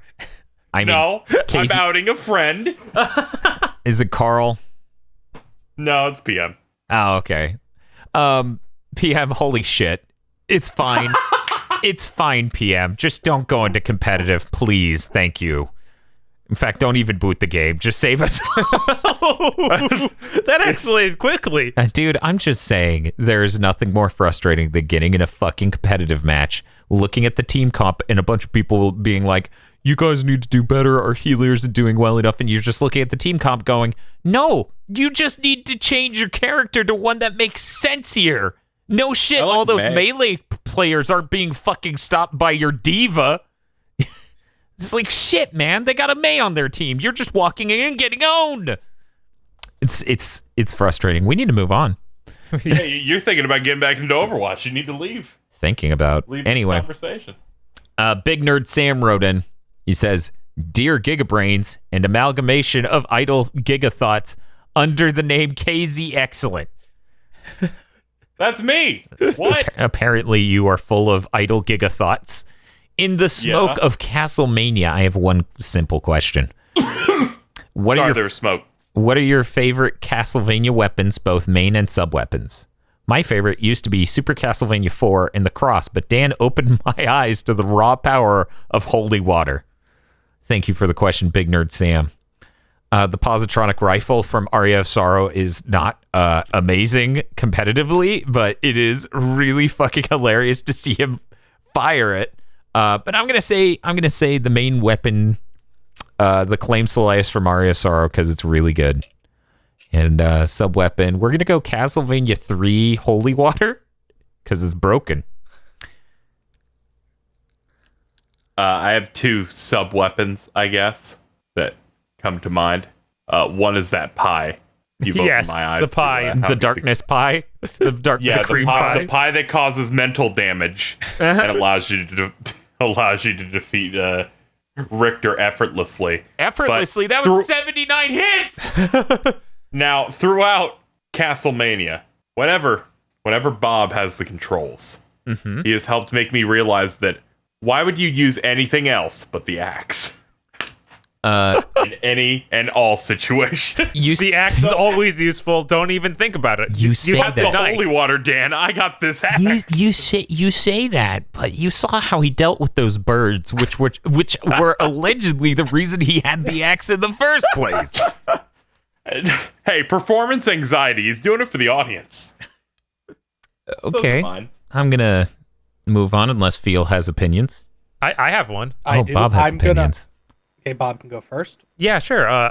The Sword of Dawn from Symphony of Night's really cool. We didn't get to show it off in the video we did, but it's a sword where you do a special move for it. You shoot an energy laser into the ground, then these undead snipers come up and shoot. It's really good. I'm looking forward to weird stuff like that in Bloodstained. Right, it's not competitive at all, but it's just a cool thing you can do. Yeah. And the holy water, the way it looks in Symphony when you were playing as Richter is really cool. It is really cool. It's like that fire effect from Dracula XX, but it's just anywhere you want because the holy water can just be shown wherever. It's very, very cool. It's probably not even great, but it's really cool. And you get to say Hydro Storm, and then Dracula just cries. How about a holy water in Lords of Shadow? That looked pretty cool. It's not a Castlevania game. Not a Castlevania That's not a Castlevania game. It's not a Castlevania Oh, yeah, you're game. right. My bad. It was a Baldur's Gate game. Yeah. You know what? Sure. Phil? So I really like giant weapons in all Igavanias because you do the short hop and then you do the big swing, and you still have full mobility while you're dropping an enormous battle axe on their head. Yes. I think all of those are really fun. My favorite is probably the Climb Soleus. From I don't know how to fucking pronounce that word. It's which one Irish. are you going with? It's Scottish, so I don't know either. But are you talking Aria or The Pot Dawn? of Gold. Yeah, I'll go with Aria. It's good. It's really fast in Aria. It is unreal how huge and fast it is. And yet it still feels more fair than the fucking Shield Rod. Chrysogrim. Oh yeah, true. Where you just where the game there, it's no longer a video game anymore. It's a cutscene where sometimes you press square. Yeah, no, that thing is broken. It's not as broken as the Shield Rod. Nothing is. And then just mash both attack buttons, and it's like a nightmare blender.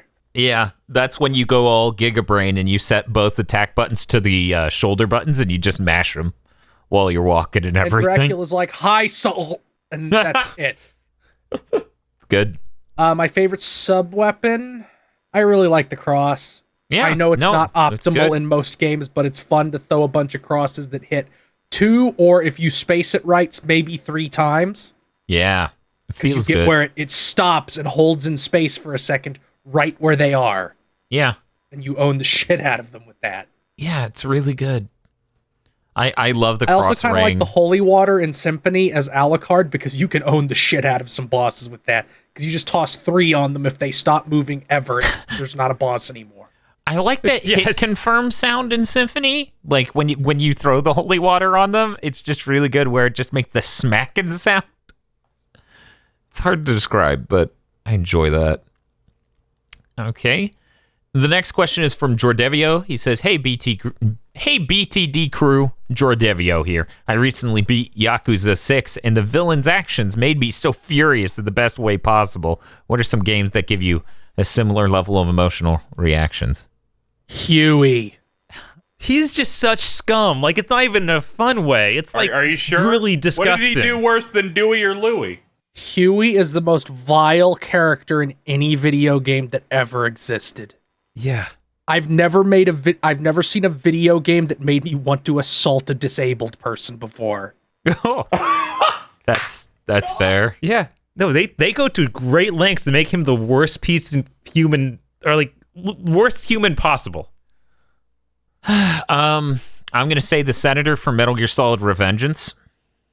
He is fantastically repugnant. He is really good. Yep. The Southern dude from brains. Revengeance 2 is also great. Oh, you mean the cowboy? No, the Sundowner. Oh, Sundowner. Yeah. Yes. Because he's like, I got all these kids' brains, Jack.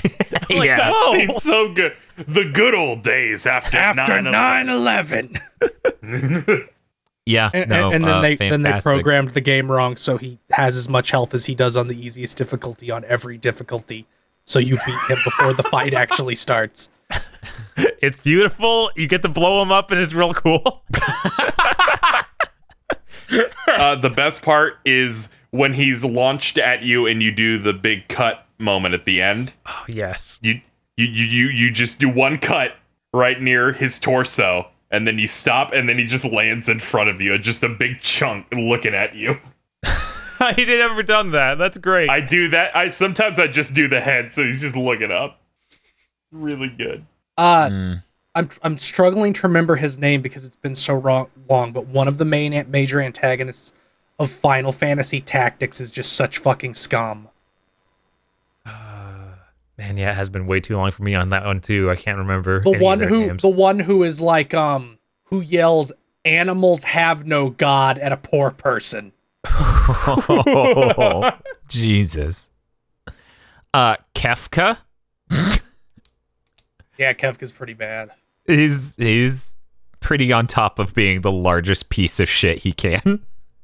Yeah. I mean, there's a reason that palazzo is basically Japanese shorthand for rich piece of shit. I've got it.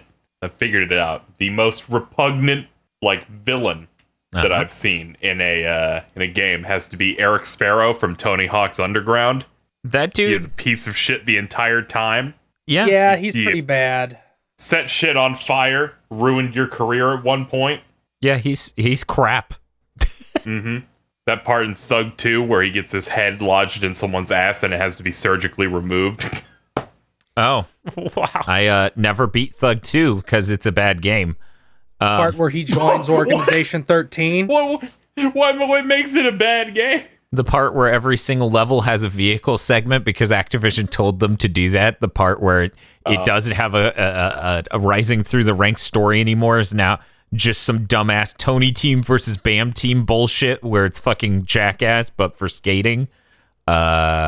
It's missions where you play as a different character and they make you play as the wheelchair guy. Yeah, no, it is a terrible game. American he is Wasteland eliminated is nowhere near as halfway into that game. bad. I'm not looking forward to Tony Hawktober when I have to beat that game. Luca Blight. Is that going to be the one I have to join in and say, that's really good? Luca Blight is pretty good with his quote of when you have to beat him like 18 different times in the final battle with him, and in between each fight he gets hit by a fucking volley of arrows. What game who is this this? person and what are they from? It's the villain of Suikoden 2. Oh, okay. You have to fight him with your first army, then he gets hit by a volley of arrows. You fight him with your second army, he gets hit by a volley of arrows. You fight him with your third army, and he gets hit by a volley of arrows. He doesn't have an army, by the way. He's fighting all these guys, these 6-person parties on his own. And then you have to fight him one-on-one with the protagonist after he's done all that shit. It's pretty raw. And this is after he's torched all kinds of innocent villages and said directly to your face, no matter how many insects get together, you'll still just be insects. I don't understand. Why did no one say Sephiroth? That's an iconic villain who makes you real mad, right? I mean, he's not even the one who kills Aerith. It's No, I would just say Hojo. Hojo is so fucking despicable. He does some crazy stuff, especially Dirge Cerberus. Hojo is virtually the actual villain of Final Fantasy VII. Moving on to the next question. It's written in by Omega Smash. He says, "Hey, big-brained bros, what are your thoughts on Ascended Fanboy director/producers for long-running series? For example, Shinya Kumazaki for the Kirby series, the one responsible for the, quote, Kirby lore, quote, meme, and, of course, Igarashi for Castlevania." I think it's cool. I think it's neat. I can't think of that many examples. Yeah, I feel like whenever we hear about it, it's like, oh, they did it and they're making good games. I mean, I just don't know of many examples, period. Just like Igarashi and... Yeah, it has a much better success rate in games than it does in comics, where it's almost uniformly terrible. Oh, I would bet, honestly. Finally get to handle Superman. I always wanted to make it more dark and edgy. Oh, man. No, stop. Here's how it always goes. Finally, I get to write this thing I wanted. I'm going to make it exactly like it was when I was a kid again. Oh. Neat. Okay. But yeah, I can't think of anyone else that gets trusted with an IP. Yeah, I mean, ideally, like, whoever is producer on these big franchises that keep going is someone who is in love with the franchise. But it's hard to, like, pick out ones that do have that relationship of they got into the industry because of that franchise and then got to take it over. Like, that's a rare situation. I mean, that's only a rare situation because so many fucking franchises died last gen, in the PS3 generation, that is. It was the fucking apocalypse for every long-running franchise almost. It sounds like both DMC5 and Resident Evil 2 have a lot of staff working on that love the games back when they were coming out. Mm-hmm. So there's clearly a lot of care put into both of those. So I imagine it's not just the directors, it's like everybody. Yeah. Doesn't Falcom have that? I remember people saying like one of the higher ups there was just ran fan sites or something for their games. Yeah, their current CEO ran fan sites like back in the 90s, I think. I mean, that makes sense because the East franchise is older than anyone on this podcast. That's true. So it's 80 years old? Yep. Moving on. Crabcan writes and says, "Howdy, big think buckos." I'm starting to regret that intro to that episode of the Big Think Dimension the other time. See, it's okay for him to say wahooey, Bob, because he's from there. We don't get to. I'm sure that you've either seen an article or the discussion surrounding Bloodstain, Ritual of the Night's Length. Quotation marks, how long is a single playthrough? Igarashi responds, including some time to get lost, it should take about 10 hours or more. While I personally think 10 hours or so is a perfect length for a Metroidvania type game, I've seen some people claim that it's way too short, especially for a game they've waited so long for. I'm interested in hearing what you lads have to say on the issue. As always, keep up the good work. I'm just going to lay this out and then everyone can talk first. Aria of Sorrow is one of the shortest, and it is also one of the most popular as best in the series among a lot of the people talking here. So I think that speaks for itself. But Bob, what's your opinion? 10 hours is plenty long. That's the typical length of any of these games. Like, that's on the longer side, like Symphony and Portrait. 50 hours on Symphony of the Night. I saw Bob, I played Symphony of the Night a lot as a kid, and my brain conflated all those memories into one playthrough, and then I exaggerated as I got older, so that game's 50 hours long. Why is this game a fifth of the length of Symphony of the Night? It's not like he said 100% run or anything. Oh, it's not like he got better at these games as he grew up or anything either. Right. Or that he was a fucking child and was shitty at the game. You can 100% Symphony of the Night in like 8 hours, and it's still too long because a third of that game is filler. Yeah, easily. The Reverse Castle is just filler for sure. Yeah. Every one of these games that is longer than 10 hours. It's like Symphony of the Night, which has a third of filler. Portrait of Ruin, which makes you play the levels again. At least it's better about the filler. Like as much as I rag on Portrait's second set of portraits, At least they add new mechanics sometimes and a different aesthetic and a different song.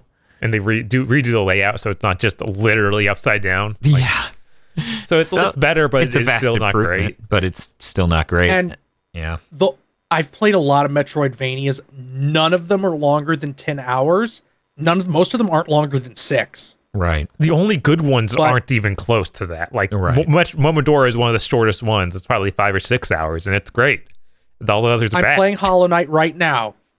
Not literally right now, but it's the one that's up on the list. That's okay. KZ's playing Smash right now.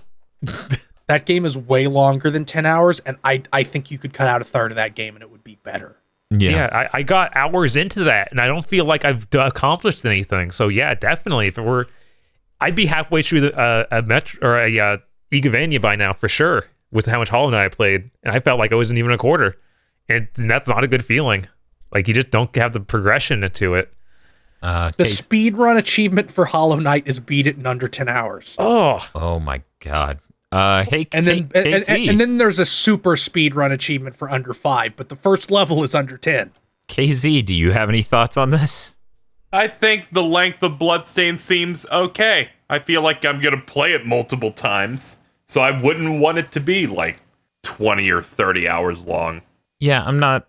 I don't think it's short for the genre. I think this guy's way up his own ass. I think everyone's giving way too much attention, and I would like to note that there's been a really good amount of empirical evidence pointing out that everyone who's complaining about Bloodstain or thinks it looks bad is a fucking moron. Because every negative comment on that fucking video we did, never gonna play it anyway, showed that they can't read that it's a beta, and that we're playing the beta. They also can't listen because we say in the first minute of the video that we're playing a beta. I'm of course talking about the Castlemania video for Bloodstained Ritual Tonight. People are going through a lot. A lot of people pre-ordered this a few years ago. Yeah. Man, that was several questions ago, and yet still relevant. But yeah, no, 10 hours is a fine length. That's about what I expected.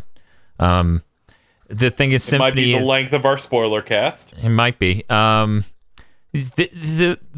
length of Symphony, as Phil was generously describing it as, is a third filler. And that thing isn't even really 10 hours. So it's absurd to sit there and expect Ritual Tonight, which probably won't recycle that much content because you can't really get away with that nowadays as easily. Probably not going to do that. And is 10 hours? That's fine. I'm sure it'll be fine. Moving on. Cyber KN writes in, hey, BTD crew, I hear you guys talking a lot about D-pads. Some controllers have good ones. Some controllers sound really terrible. I've often heard this complaint leveraged at the 360 controller. As someone who hasn't really played a fighting game besides Smash, I was wondering how you would all define what makes a good D-pad versus a bad D-pad. What does the perfect D-pad look like? Does it already exist? If so, why don't hardware manufacturers just all copy that? It's patents. That's what it is. Patented. The NES Nintendo has the patent for the really good cross-shaped one. False. That design sucks. You can hit the lower region of the left or right direction and it'll hit down. Just ask Bob. We play a lot of, we use those controllers all the time. Yeah. The original NES ones. They aren't perfect, but they did have the patent on that, so everyone else had to engineer a new way to do D-pads. And I think, honestly, out of all of them, Nintendo kind of hasn't had the best D-pads. I think PlayStation has, and I think the best D-pad was the Vita, sadly, because it's attached to the Vita. I really don't like the fucking the DualShock 4 one. Something about it just...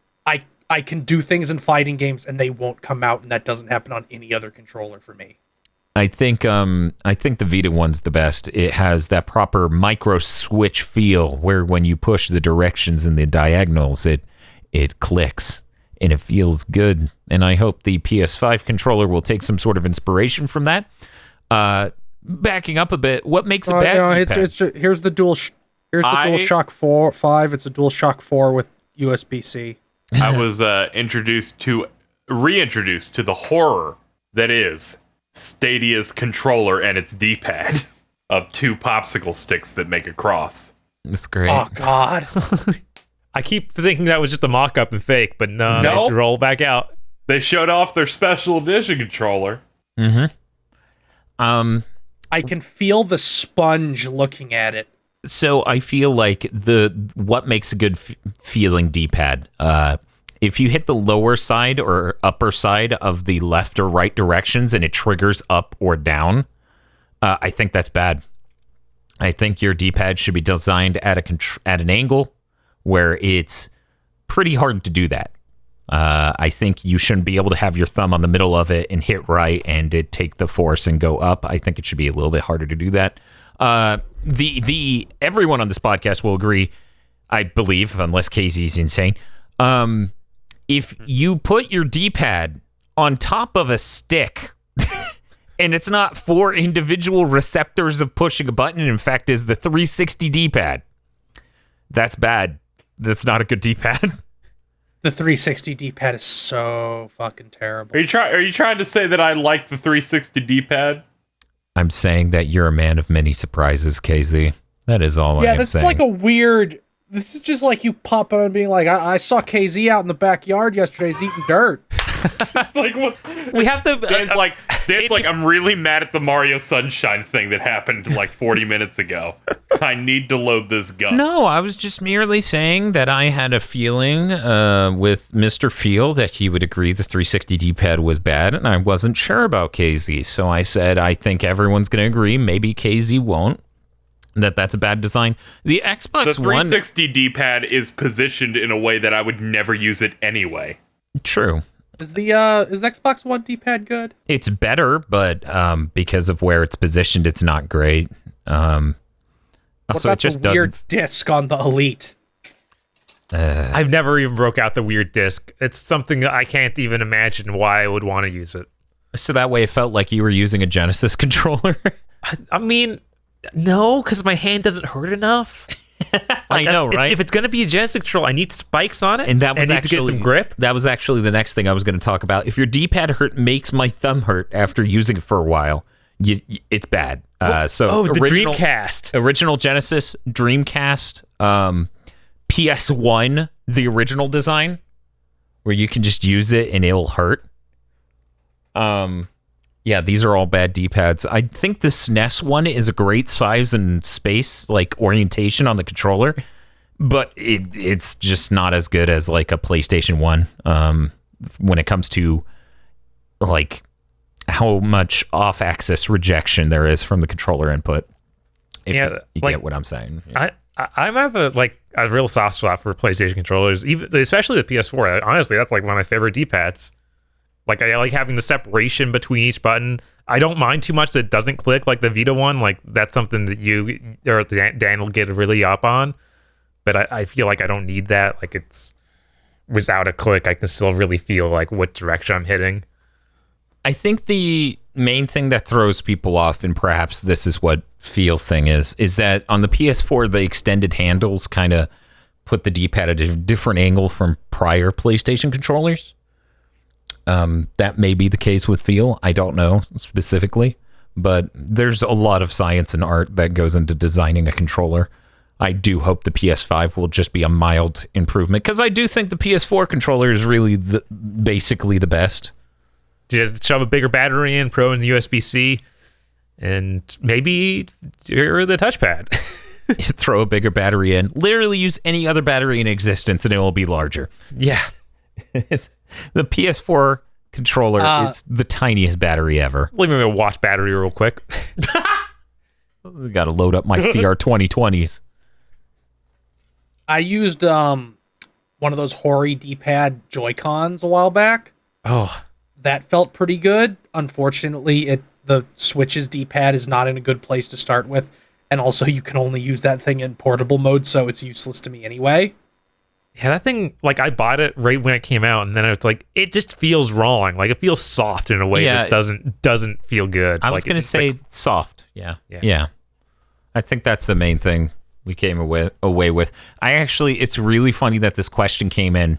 One of the main reasons why I was going to buy a Stadia, which I fucking hate that I'm buying it, I knew it was going to happen. Was so I could do a review of the controller. because we touch basically every controller from gaming history on a pretty regular occasion, and many of those are, reproductions and newer spin-offs, like Hyperkin's Genesis controller, the wireless one. 8BitDo's wireless Genesis controller is really good. I think that's one of the best one of those ever. I want to review that Stadia controller, and I want to get an aggregate of what my friends and stuff feel about it too, because I think that's interesting. Because that controller looks awful. So the best D-pad is on the Neo Geo console, where it's a micro switched stick. I mean, I like micro switch. That's why I like the Vita one. I like that click. It feels good. We're gonna move on. Not the Neo Geo Mini one though. That's just an analog stick and will make you cry. And no, it sounded awful. Sapphire the dude writes in, to the Gigaboots hetero life partners, that lovable rapscallion KZ excellent, and his mini-me Mr. Feel. Wow. Wow. God. What video game company has let you down? You get your own set of glasses. What video game company has let you down the most over time? Whether it's a decrease in game quality, shitty things done by the company, or whatever else made them disappoint you time and time again. Personally, I used to be a big fan of Valve, and I think that sentence pretty much speaks for itself. Okay, so Nintendo from 2010 to 2017, things were real bad. Yeah, okay. Well, do you include the year 2017? Or end right That's before? when it ended. It ended when the Switch came out.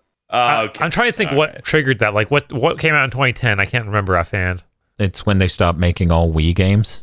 Okay. So he's literally... Yeah, it's when they decided that they didn't have to try.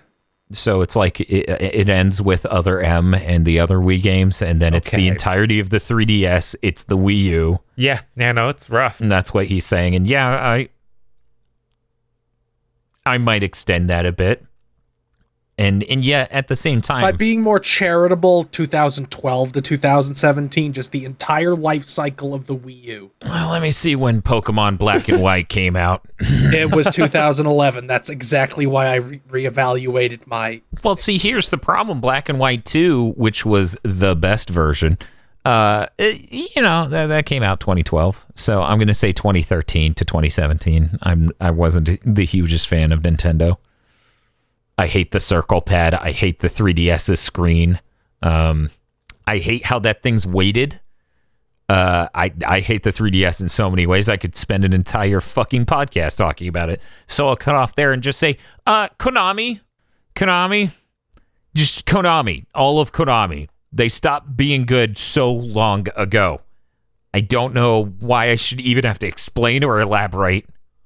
I don't think thankfully, I was never a big fan of them before they fell through the floor. Castlevania and fucking Metal Gear Solid, man. I didn't play Metal Gear Solid until those HD collections came out. I mean, I played one. I didn't play any of the other ones, though. This is crazy. This is why I'm glad we don't have face cam right now. Oh. Why? What's happening? Capcom, starting in 2000, starting when Resident Evil 6 came out. Starting when Resident Evil 5 came out and ending when Resident Evil 7 came out. Yeah, I was going to say, right after Resident Evil 5 came out, from then on, it's a nightmare. Yeah, all of that gen, basically. PS3 came out and they died. Canceling Mega Man Legends 3, Lost Planet 3, Dead Rising 3. Operation Raccoon City. Dead Rising 4? Lost Planet 3. Did he say that one already? Yeah, I already said that. Oh, no. Spark Productions, the company that literally exists by making shovelware. Yeah, no.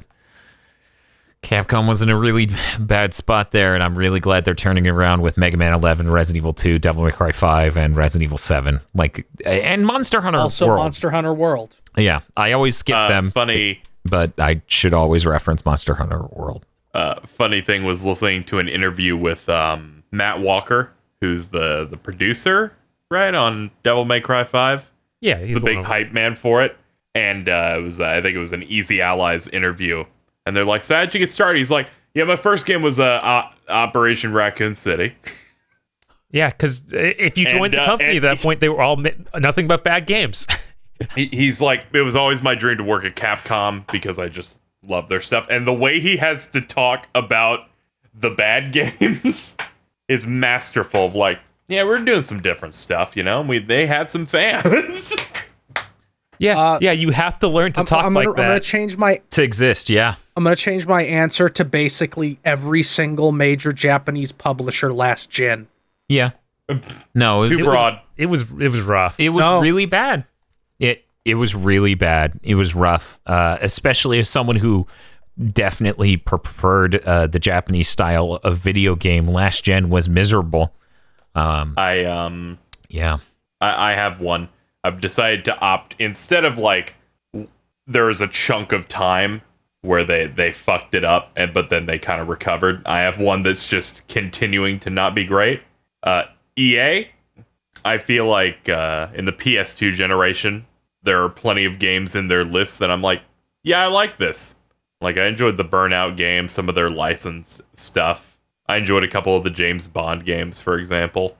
Like, I feel like they even had some good PS3 stuff, like Mirror's Edge came out of them during the PS3. Mm-hmm. Yeah, really enjoyed that. Dead Space came out, yeah. Yeah. Fucked up to remember that Mirror's Edge got a sequel 2 years ago. That was more than 2 years, wasn't it? That was more than 2 years. It has to be. It has to be. 2016, I believe. It doesn't matter because nobody played it or remembers it. I played it. Bob you're played getting it. me mad because I remember some games media saying, all right, so listening to the fans isn't really the best thing to do because they kept asking for a Mirror's Edge sequel and they finally got it and no one wanted it. You're right. It's the fans' fault that when you made a sequel to this linear thing, that you made it open world, kind of. You made it open world and rebooted the franchise? Also, it's rebooted the franchise, so you ended your last game on a cliffhanger, decided to reboot it and make it not what people wanted. Yeah. It was frustrating. I still kind of enjoyed that game, but yeah, no, all those decisions. Like, I didn't even finish it. I never even played that game, weirdly enough. I just love Mirror's Edge. Like, I thought there was plenty of games in the PS2 era that I played from EA. A few of them from last gen. This gen, I was like, well, I'm interested because you have the Star Wars license, and I've struck out twice. One more. Yeah, I'm gonna say Bethesda because even Skyrim, kind of has appeal to me. Like, sometimes the Fey spirit of Todd Howard still appears on my shoulder and whispers, "Play Skyrim again." You're gonna play the Elder Scrolls 6 for 10 years, Phil. If you mod it enough, it'll be good this time. Meanwhile, I didn't even finish Fallout 4. I just fell out. Like, this game's just bad. All right, I'm sorry, you're getting me mad because I played that at launch, so excited. I played Fallout 4 and memed myself into a route that is the exact same game as 3. One of those like ending routes makes you do the exact same events of Fallout 3. I don't know what they were thinking. The entire back half of that game is them copying New Vegas because, as Press Sneak Fuck has let it slip multiple times, they're just mad people like New Vegas more. Hey, Bob. Hey, what's up? It feels great to have never liked Bethesda, doesn't it? Yeah. Okay, did either of you guys play Fallout 4? Because I want to explain the plot point that really sums up all of Fallout 4. So Bob and I really don't like Western RPGs. Can we just talk about the quest where there's a kid in a fridge? Yeah, Bob and I... For 200 years? Yeah, but that doesn't sum up as good as this. Bob and I so you're looking Fallout for your 4 son, for right? like 3 or 4 hours total. Yeah.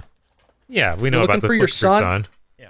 And you find out this guy took him, and then you go kill that guy, and then you find your son, and he's an old man, and you're like, wait, how did that guy that I found look exactly the same as he did 60 years ago? And the answer is shut up. But isn't he? It wasn't that dude an android, and that's why he was the same. No, he was explicitly not an android. Wait, so real quick, I'm gonna need you to cover that again because I feel like I missed something. At the start of Fallout 4, they wake you up in your freezer pod and take your baby away from you. Yes, and you remember the guy that did that. Okay. As part of the main quest, you find him and kill him. That was the detail. And then later on, you meet your son, who is now a 65-year-old man. And the explanation for why didn't that guy at the beginning age is shut up. That seems really in line with how Fallout 4 started, where it's like, Yeah, we got super technology and all civilizations stopped advancing. Including styles and fashion. Yeah, fashion stopped, music stopped. I had to Google this character because I refused to believe that they just forgot and just made him the same thing. He was cybernetically enhanced. That's why he doesn't age. And then they say, we never did that to anybody else, though. Just him. Because we forgot that he needed to age. And our really stupid twist wouldn't work if he didn't age. I don't like Fallout 4. Yeah, no shit. I don't like it either. Again, I did a route that was just the exact same. And when I say sequence, I mean the same 4 or 5 hours of quests where you find the same NPC to do the exact same sequence of a giant robot. Oh, but see, everybody liked that giant robot from 3, so they had to bring him back. You talk to the same NPC to set up that robot. Fallout 4 is a solid 7 out of 14. I'm going to give it a 6 because I didn't even feel the drive to complete it. Bob and I should not be allowed to give that numbers. It will not be kind. You play it. You should give it a number. We played it enough to come up with a number, I assure you. Yes. But we should not give it those numbers. Okay. Well. So we're gonna move on to the next question quickly before Bob and I open our mouth. It's the last one. Yes, the last one. Rusty writes in, he says, "Dear Mighty Number 9 Death March gamers," in parentheses, and KZ. Hey KZ, why won't you play Mighty Number 9 like us cool guys? Jeez. Don't worry, I'll set a goal for $1,000 later this month. $1,000, you criminal. Rusty says, "Hey there, been a fan of you guys since before you all started to put this podcast together. Recently, the dev, I don't like using that word. That's too dignified. Recently, the dev behind Yick, as it's known on this podcast, or Y2K, complained that people didn't, quote, get his game because the protagonist was supposed to be an unlikable asshole. While there's tons of problems with that game, it did get me thinking about games where the principal character is an asshole that still are quite popular, like the God of War series, Tales of the Abyss, The World Ends With You, etc. And I was wondering what you guys would say the cutoff for how much of a bastard you can make a protagonist in a game before players are overwhelmingly turned off by it. Hopefully I sent this in time for the podcast. Thanks for your time. Actually, I hate to tell you this. You did not send it in time for the podcast. We won't be able to answer your question. Oh no! We better, because you added answer. that one there. I had that important answer if your writing's bad, it doesn't work. Phil, do you have a more nuanced answer? I mean, that seemed to be the thing of just. I mean, it is the thing. All of those characters are unlikable, but if you present them in such a way that someone has no desire to even trudge through the game, to even see the potential of character development and seeing the character change, it doesn't. Here's the thing, though. It works for the God of War series, and you don't see the character change. The thing is that karmic revenge is the thing.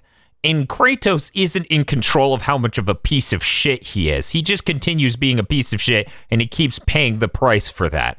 That is what keeps happening in those games. There are multiple different ways you can make this work. Scott Pilgrim, for example, he isn't necessarily punished most of the time, especially in the film, for being garbage, but he is human. He's likable in certain ways. You could vaguely relate to the guy. And he's a piece of shit, so fucking get over it.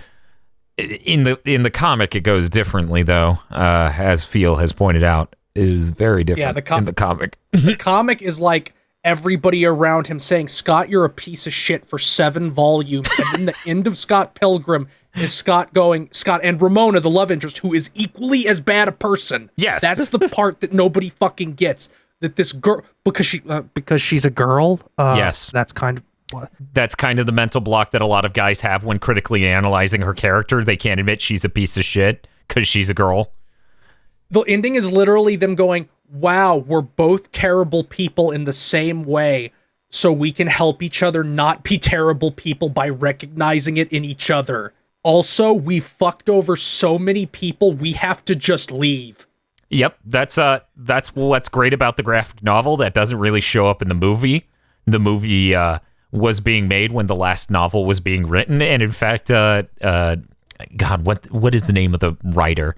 Brian Lee O'Malley actually admitted Andrew to Huffing? ripping material from the movie because he liked what they were writing for the film. So he took some of what they made for the film and put it into his own book. But yeah, the graphic novel definitely handled it better and had a proper arc.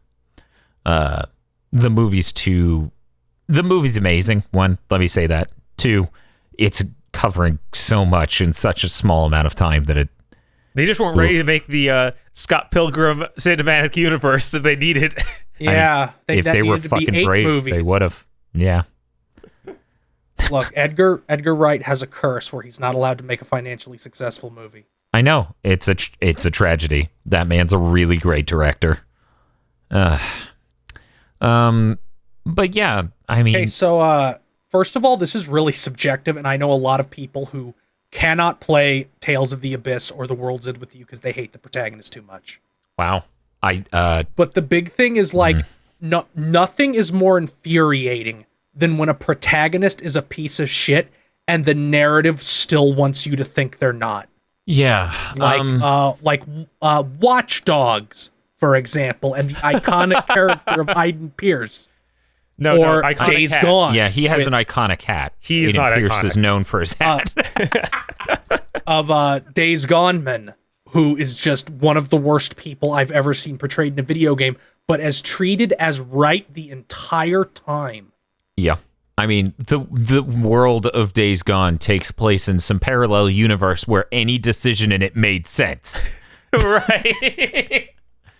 Oh man, you're not feeling well. I should leave you in this tower by yourself for days. But yeah, I don't know. There's also the Marvel way of solving this, of making them be a wry, witty character that, in the absolute smallest way possible, changes. You know, the Tony Stark, where most Iron Man movies I thought the Marvel way was just to stop pretending, just stop acknowledging that they're a bad person and make everyone hate them, like what keeps happening to Captain Marvel and all the comics. I was talking about cinematic universe. I can't speak to a single fucking comic on the face of the planet. No one reads comics. Di Rocketto reads comics. He isn't a real person. I mean, true. He's an algorithm online. He could just be a Twitter bot. He's an algorithm that hates me. I wonder why. I have done nothing wrong. Considering you just said he's not a real person, you might have done something wrong, but oh well. But yeah, there are multiple different ways to do this. The problem is that the character in Y2K is completely insufferable, and no one in the fucking story acknowledges that. Like, at no point does anyone react to how you should react to that person. From every clip I've ever fucking seen of that game, he's just insufferable. And it's clearly a self-insert. There's a certain style of writing when you can tell that is the author you're hearing the words of in this character. Or you can just go, man, that person wrote that because they thought that was funny and cool. Oh no, he's Control-Delete, man. Yes. The ginger is our word. See, it's funny because it shares a lot of the same letters. Hilarious. Hilarious. I have not heard that one. I didn't even realize that. Oh, you didn't realize that either. Wow, you really fucking twisted the knife, Dan. No, that's the moment that line rolled out, I'm like, man, fuck you. But yeah, no, that's there are a billion different ways that game could have been tolerable and that protagonist could have been good, but the guy who made it is a butthurt bitch, and he hates that people don't like him, and it really bugs him, and he can't get over that, and I don't understand why. I felt like he had to graduate any sort of public education at some point, so he probably should have realized the world doesn't revolve around him, and not everyone needs to like him, but he apparently never fucking figured that out, and that's really unfortunate. Maybe if he wasn't such an insufferable asshole. You'd think that he'd have a lot of experience of people not liking him. You would think. Judging by everything I've ever heard him say in interviews, the way he does everything he does, and his game, you would think he has a lot of experience with that, but there's a really good chance that people just avoid him instead of expressing how much they dislike him to his face. Another part of the tone with this that makes him so incredibly repugnant to deal with conceptually, mentally imbibe his existence is that you can tell from the way he talks that the character in the game is him, and the character in the game is supposed to be bad on purpose, but they changed because they're better now, because they are him, and he is better than he used to be. But part of him knows that's not the case. And that's why when people criticize past him, it really fucking gets to him. Because past him is the guy who would have put in the grave of Satoru Iwata in his fucking video game next to a bunch of joke graves. That main character of Y2K absolutely would have done that. But his game takes place in the 90s. Lufia 2 was my childhood. That game came out last year and I'm 25. So about how the guy in the game is definitely still the guy making the game. Right, it's like, Nathan's at a higher level. Don't become a self-insert. People will own the character and thus own you. But that's so I'd like to go back to Scott Pilgrim for a second. Yeah, sure. Where the core conceit of Scott Pilgrim is that you cannot have an epiphany that makes you a better person. Part of Scott Pilgrim is he creates an evil version of himself to fight as a performative action so he can beat it and then claim all his problems are gone. And he keeps doing this, and someone literally says, Scott, you can't keep doing this. Meanwhile, the supposed climax of Yick is him just literally realizing he's a piece of shit. So here's the thing, though. Like with Scott, there are people who have false epiphanies. That's a real problem with getting therapy, is that people think they change, and that's their number one defense mechanism against changing. Feeling like you're a better person than you used to be is the number one way to fight off actually changing, because your body, your brain, everything about you fights changing, because change takes an inordinate amount of effort. So people have all sorts of psychological layers they build to not become a better person.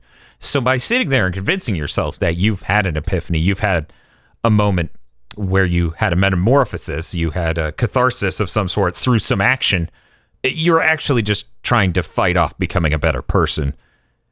And yeah, I think it's really great how Scott Pilgrim does tackle that to some extent, where it talks about that. And I think it's great that the author, developer of Y2K clearly also does that. But he's not writing a character doing that. He's just doing that. That's delightful. He's better now. He's not the character in the game, but he's really upset that you insulted the character in the game that he isn't. So if you could all stop, that would be great. I hope somebody finds the red pill ending soon. Oh God, is that? Do we have evidence that exists? He keeps saying it does, and he posted screenshots of Dick Masterson just in the game. So unless this is all a fucking lark and he's getting people to search for something that doesn't exist. I mean, that sounds like something he would do because he's mad at people for how they received his game. So of course he would troll them into playing his game trying to find something. For those who don't know, he alleges that there is a red pill ending in Y2K where he gets red pilled by Dick Masterson, a guy whose podcast he went on to bitch about people who didn't like his game. And Dick Masterson red pills him, and now he becomes a Chad, and that's the new ending of the game. We have to stop talking about this. Yeah, you realize that we've spent more time talking about this than any other question. No, we didn't. I mean, VR. Feels like no. I timed it. VR. Okay, we're done. I'll just edit in the ending sounds and stuff. Thanks for listening to this episode of Big Think Mailbag. This show, like our other podcasts, is only possible with the generous time our co-hosts have given to us and the equipment we've bought to make it higher quality and easier to produce. Please consider supporting our podcast series on our Gigaboots Podcast Patreon and look forward to more gamer premonitions and Big Think Dimension in the future.